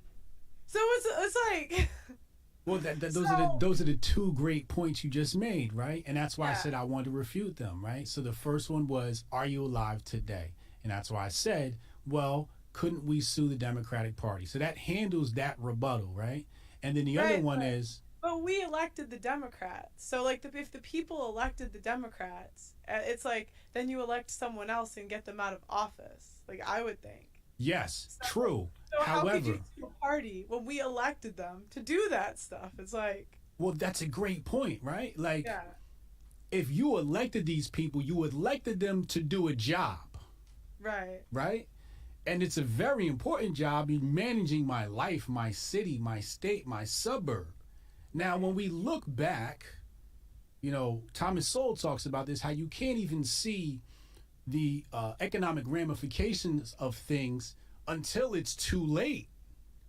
Right. Right? Yeah. Like, this is something he teaches. So if we voted these people in and then we go back and we look and it looks like the intent was malicious and they've actually done a bad job, just like I would hire somebody to fix my house if they come and they're supposed to fix my sink, but now everything's leaking, I have to sue that person because I elected them to do the job and they failed to do so. So when you... Oh, that's actually a good point. This is what I'm saying. Yeah, let's sue the Democrats. Yeah, let's sue them. We asked them to do a job, and they failed. failed. Yeah, right. We can sue them. Sue AOC. That's all I'm saying, Pearly. That's all I'm we come saying. from America. We sue for everything. We sue for everything. So why would it be different this time, right? Yeah, I'm suing. I won't say names. But I also said, because we may sue the government and can fall back on the taxpayer, that's why I said, well, then just give me tax exempt status. So it's current, but the reparations. Wait, say that again. Our taxes pay their salary. Right. Okay. If I've paid you to do this job and you failed, why should I continue to pay you? If you've paid me to do this job and you failed. Why should I continue to pay taxes? Oh, so you're saying okay. I just want to see how this would work. So you're getting the reparations because your ancestor was a slave, or you're suing Chicago? Who are you suing? I'm saying whatever city. Let's say it's Chicago. Let's say it's the state of Illinois. Okay. Poor mismanagement.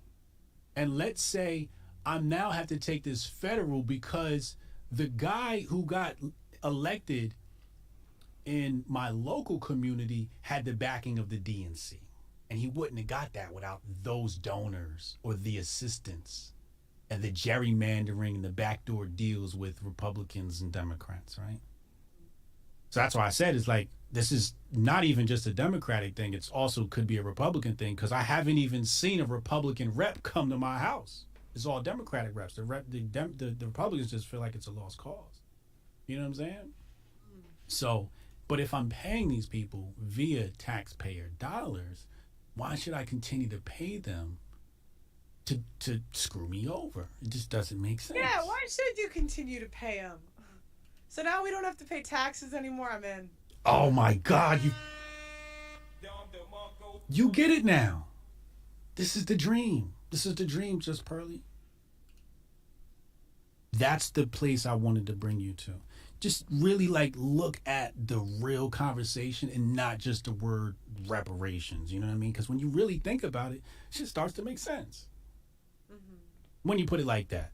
Because you're right. You know, I don't know about I don't look into the whole slavery thing. You know, I think there is a good argument to say, hey, you know, you weren't a slave. You don't. I don't really have a good rebuttal for that, other than those effects are still seen today, right? 100%. Those still effects are literally because of poor management by the Democratic Party. And I think that if we understood that and we started to posture that way, especially when you say you're a conservative, we could sway more people to the other side of the conversation, because now Pearly is talking about, again, coming back to your base, they're saying it's the black community, right? It's just black manosphere is basically went to civil war over a white woman, right?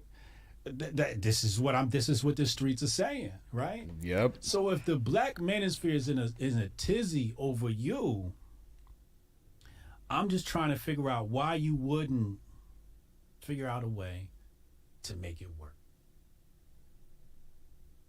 To make what work? The reparations? Yeah, I think, but I think it's because you don't really have an attachment to the culture per se.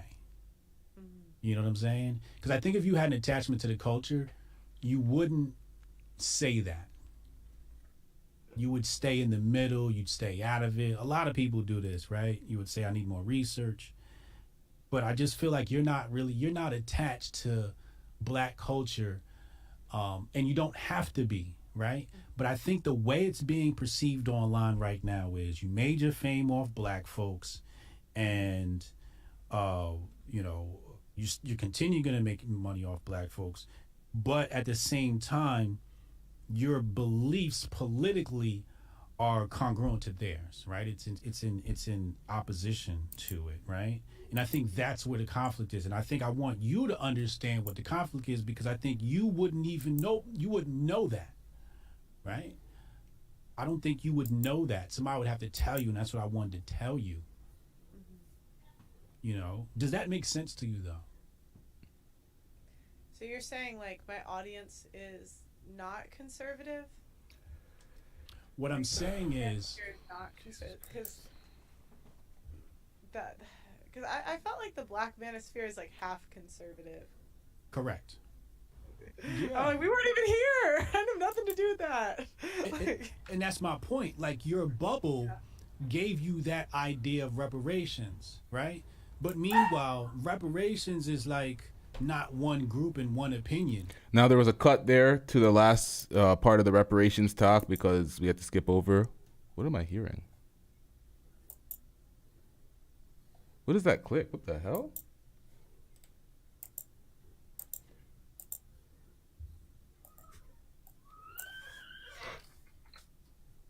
Do y'all hear that? What the fuck is that?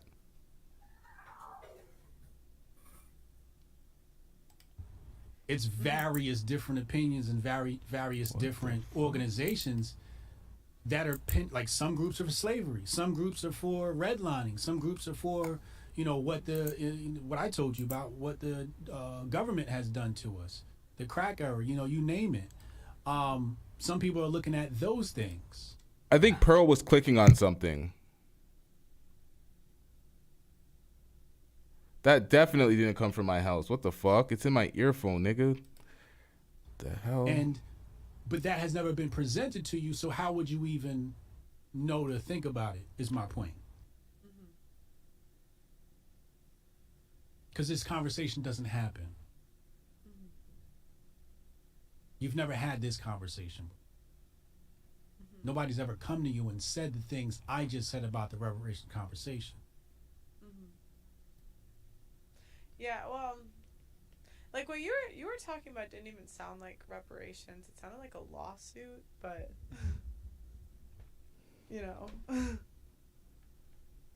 Again, what you have in your mind is a particular idea of reparations, right? And that's how you view it. She views it through a white supremacist lens, as in, oh, if we pay y'all back, we're accountable for something. We don't want to take accountability for our atrocities, so forget that. But that's not how everyone views it.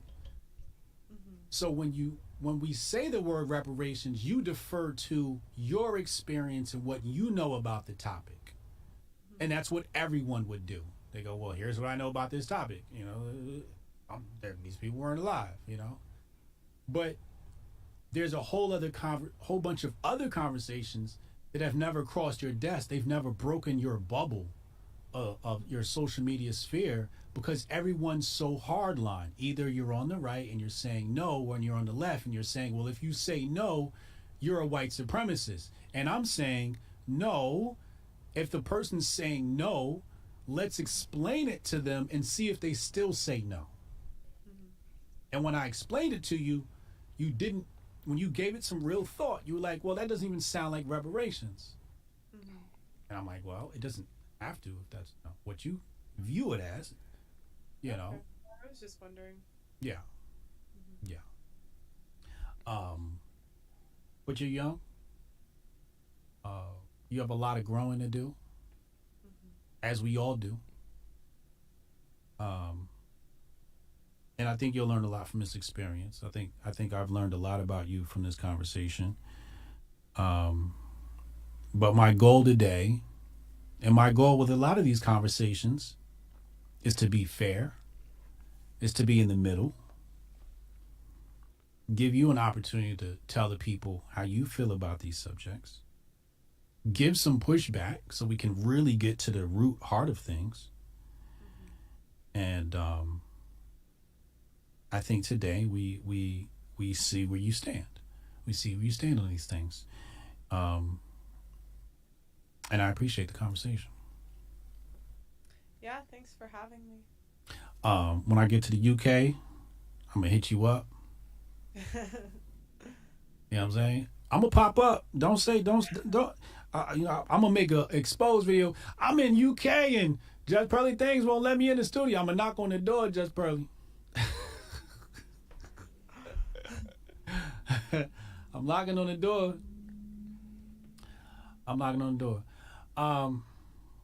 But yeah, I want you to have a wonderful day, and I appreciate the conversation. Wait, what? She got cooked.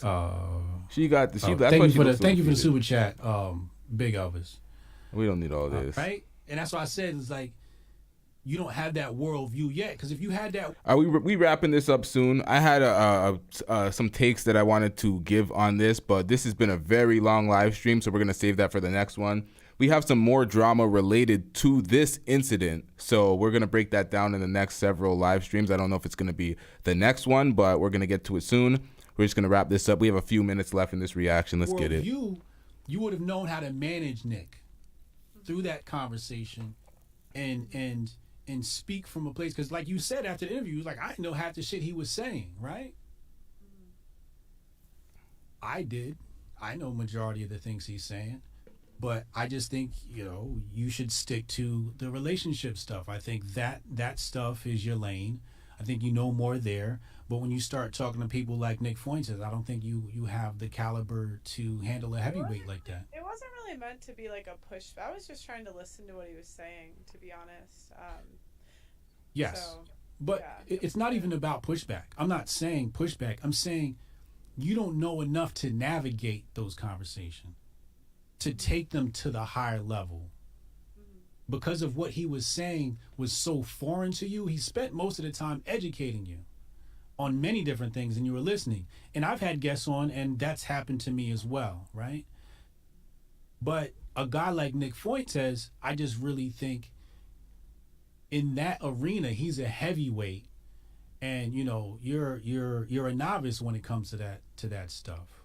Just like if I were to come into another science arena and they started talking science, like, I'm a novice when it comes to some of this crypto stuff. They have these conversations, these debates on my channel. I don't know what the hell's going on, but I know enough. I don't think. And this is why Rollo Tomasi called her an idiot, because she uses a lot of talking points that she doesn't quite understand herself. I think you knew enough with him. I'm actually going to have a doctor on next. Okay. That's going to talk about how hormones play for different I don't know. He's actually a really interesting guy. So yeah, I'm going to keep talking to people that know things I don't know. You should. So yeah. You should. You should. I do it all the time. Like I said, I had Tanai Ricks came on. He schooled me all the time. Sonny Johnson comes on. She's asked me questions before, made me look like a complete idiot, and then corrected me. We should always do that. I just think Nick Fuentes is different, right? Like, the conversation is, do I think you should have platformed Nick Fuentes? Why not? I just think that there's nothing wrong with platforming people, first and foremost.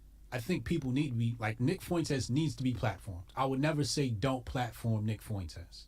It's not what I'm saying. What I'm saying is, because of what happened, shows that you didn't know how to navigate those conversations. And now it, like... What's the right way to man it? Like, because I was like, I hear this, and it's like, the right way to navigate these conversations. It's like, I don't know, I just believe in freedom of speech, and I just believe that you don't have to have a conversation perfectly. It was a 3.5-hour interview. Yeah. And I just don't believe you need to have, like, a certain level of education to, like, speak on a topic, or a certain level of pushback. Like, I just think that, like, all of this is, like, people nitpicking at small things when it's like... Sounds like she believes in participation trophies. She believes in lack of accountability. She believes in the entitlement to just do whatever you want to do without any repercussions or backlash for it. That's what it seems like, because everybody believes in freedom of speech, and she keeps using that as, like, some sort of shield to hide behind. It's just an interview. I'm just talking to the guy. Yeah, so... Well, it's Nick Fuentes, right? You would have been canceled anyway for platforming him. Yeah. Okay? Like, I actually wanted to do something with him and Dr. Umar to talk about interracial relationships. That's what I wanted. But Dr. Umar didn't want to come. Sad. But that's what I wanted to do. Oh, okay. Yeah. You would have gotten canceled anyway for platforming, but I think that the issue is when you couple everything together against reparations and, your opinions on, whatever else, right? And then you have a lot of black workers, and then you platform like Nick, I can see why people, again, I don't agree with why people are canceling you, but I can see, based upon their worldview, why they would want to cancel you. Because you have, I'm not going to say majority, but you have a large black audience, and some of them happen to be leftists. If there's one thing leftists are going to do, it's they're going to make a stink and cancel people. That's kind of comes with the territory, right? Now, I'm not canceling anybody. I'm not yelling for anybody to cancel anybody. I'm not a leftist at all. I just recognize a racist person who has little to no respect for black men, who is being propped up by black men while they're shitting on black women, and I'm not having that. I'm not taking part in that. I was not a Pearl supporter from the start. I've only ever did a Pearl reaction after she made 1 million subs, and I was just there like a vulture, leaving here with something, keeping it a stack. I'm not a supporter of Pearl, never was. There's no canceling because I wasn't supporting her in the first place. We just calling out what is and standing on our twos. A lot of people aren't principled. So they see this as, oh, you're outraged, you're emotionally hurt. It's like, no, I'm principled. I don't allow that disrespect and then just take kindly to that and grin teeth with people that are completely chest out disrespecting our people. We ain't having that. So let's get back into this. Shout out to everybody in the chat. We have less than 10 minutes left, and we're wrapping this up. And we're gonna get on to better shows, and let's get into it. And I'm not saying again that you shouldn't platform Nick Fuentes. All I'm saying is, with a guy like Nick Fuentes, he's so knowledgeable that I look for conversations with people that could take his conversations to the next level and not some of that stuff that, came out in those clips. Yeah, I mean, we could always do another one. So, it's not like that's the other thing. It's like you can do interviews after with people, take the conversations to the next level. It's also different too because again, we're not in America here, so it's just a little bit different. But I don't know. Shout out to Vandes, or I don't know how to pronounce it, Cinema, with the $5 super chat. Says, Just Pearly Things has 1.4 million subs. You have 8.9. She's currently live with only 943 watching there. You have 345 fire emojis. We had, what did we have? 400, 500 at one point. We were going to work out here. Shout out to you with the $5 super chat. Shout out to everybody in the chat keeping it live. Let's get it. But again, I think these are just blind spots, right? Like, I believe you legitimately had a blind spot and said, I'm going to platform Nick Fuentes. This is going to be great content, right? And that's just what it is. I don't think you even knew that you'd piss off black people. Yeah, I definitely didn't expect this level of pushback, but yeah. At the end of the day, I will continue to have controversial guests on. I will not stop having controversial guests. I believe in freedom of speech. I'm going to re-upload all the interviews, and that's it. Yeah. You hear that? She's going to continue having controversial guests. She hid behind the veil of freedom of speech. She doesn't matter. She doesn't care who she offends, who she disrespects blatantly, and any racist remarks. It doesn't matter. Freedom of speech. And she's going to re-upload the video because she doesn't want to seem like there was any guilt or any admission or any wrongdoing in her actions in the first place. Although she said she should have done it better, she could have done it better, she learned nothing. And you got the black men in the black manosphere pushing her up, saying, oh, this is feminine. The black women don't act like her. They're just jealous, X, Y, and Z. These niggas went out sad as fuck, and it's documented forever. I wish you the best. Yeah, and I also don't think it's like really... I think that people can have conversations and you can just, if the conversation isn't to the highest level, you can just have another conversation with someone at a higher level, and that's how you learn, by talking to people. So yes, I agree. Again, I don't think you should have not had the conversation with Nick. I'm glad you did. I'd like to see more conversations. I love seeing conversations that piss people off, so to speak. And if there's a conversation that happens and people are pissed off, it's probably some substance was said during. that interview or that conversation. That Like, one. there's probably something there, right? Not always, but sometimes there is. But I really believe you just had a blind spot. I just think you had a blind spot, and you're like, oh, I'm a platform Nick Fuentes. You didn't know all about his past, etc., etc.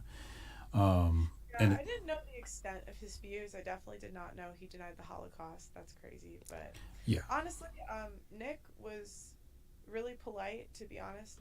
Did she really just say that? I don't even want to go back. It is what it is. Nice to everyone, and I really don't have a bad word to say about him, to be honest. I think he's got some crazy views, but even to the point, some of my staff were taking pictures with him after. So, yeah. Says a lot about her staff. Yeah.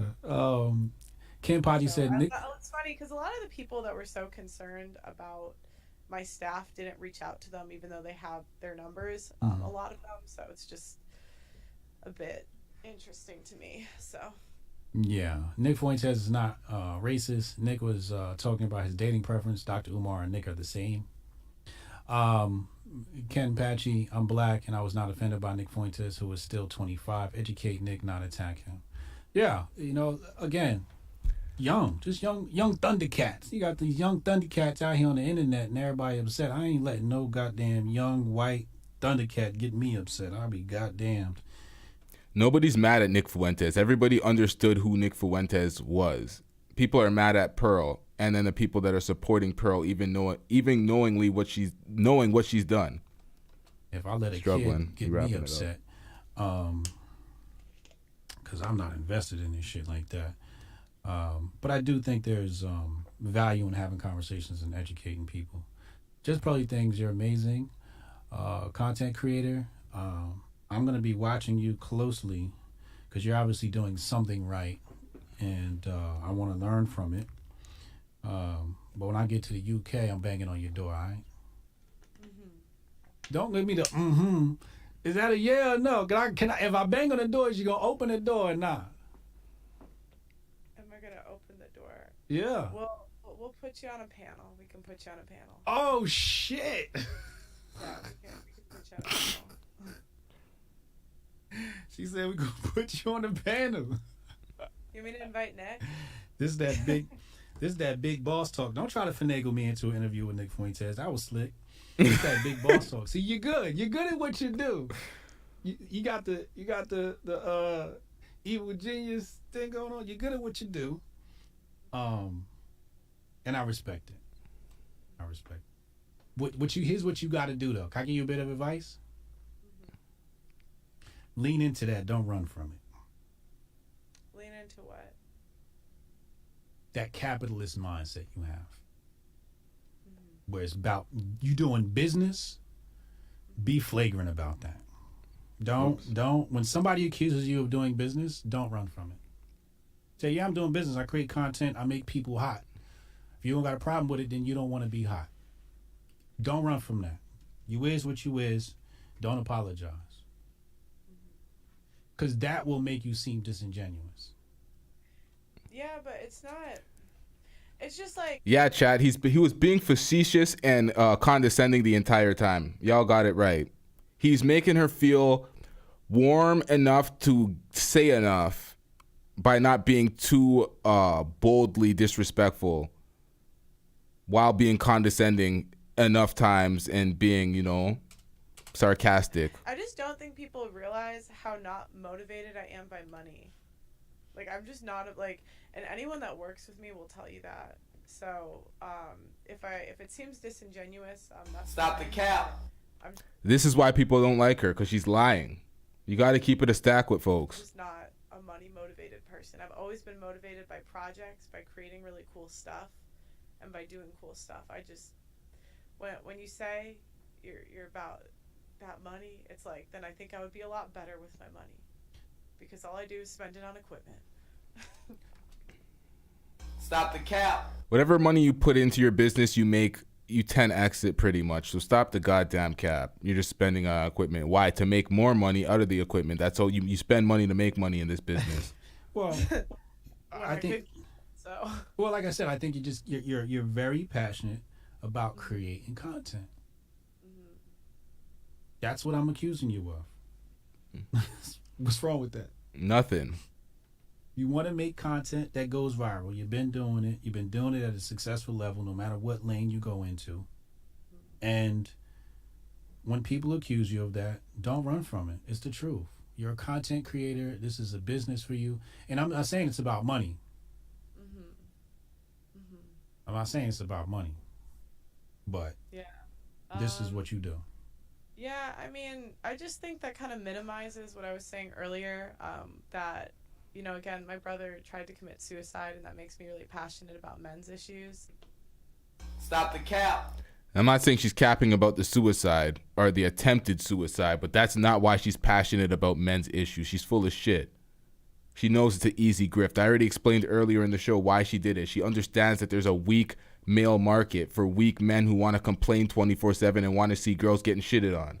That's why there's all those compilations. When men stop simping, 96.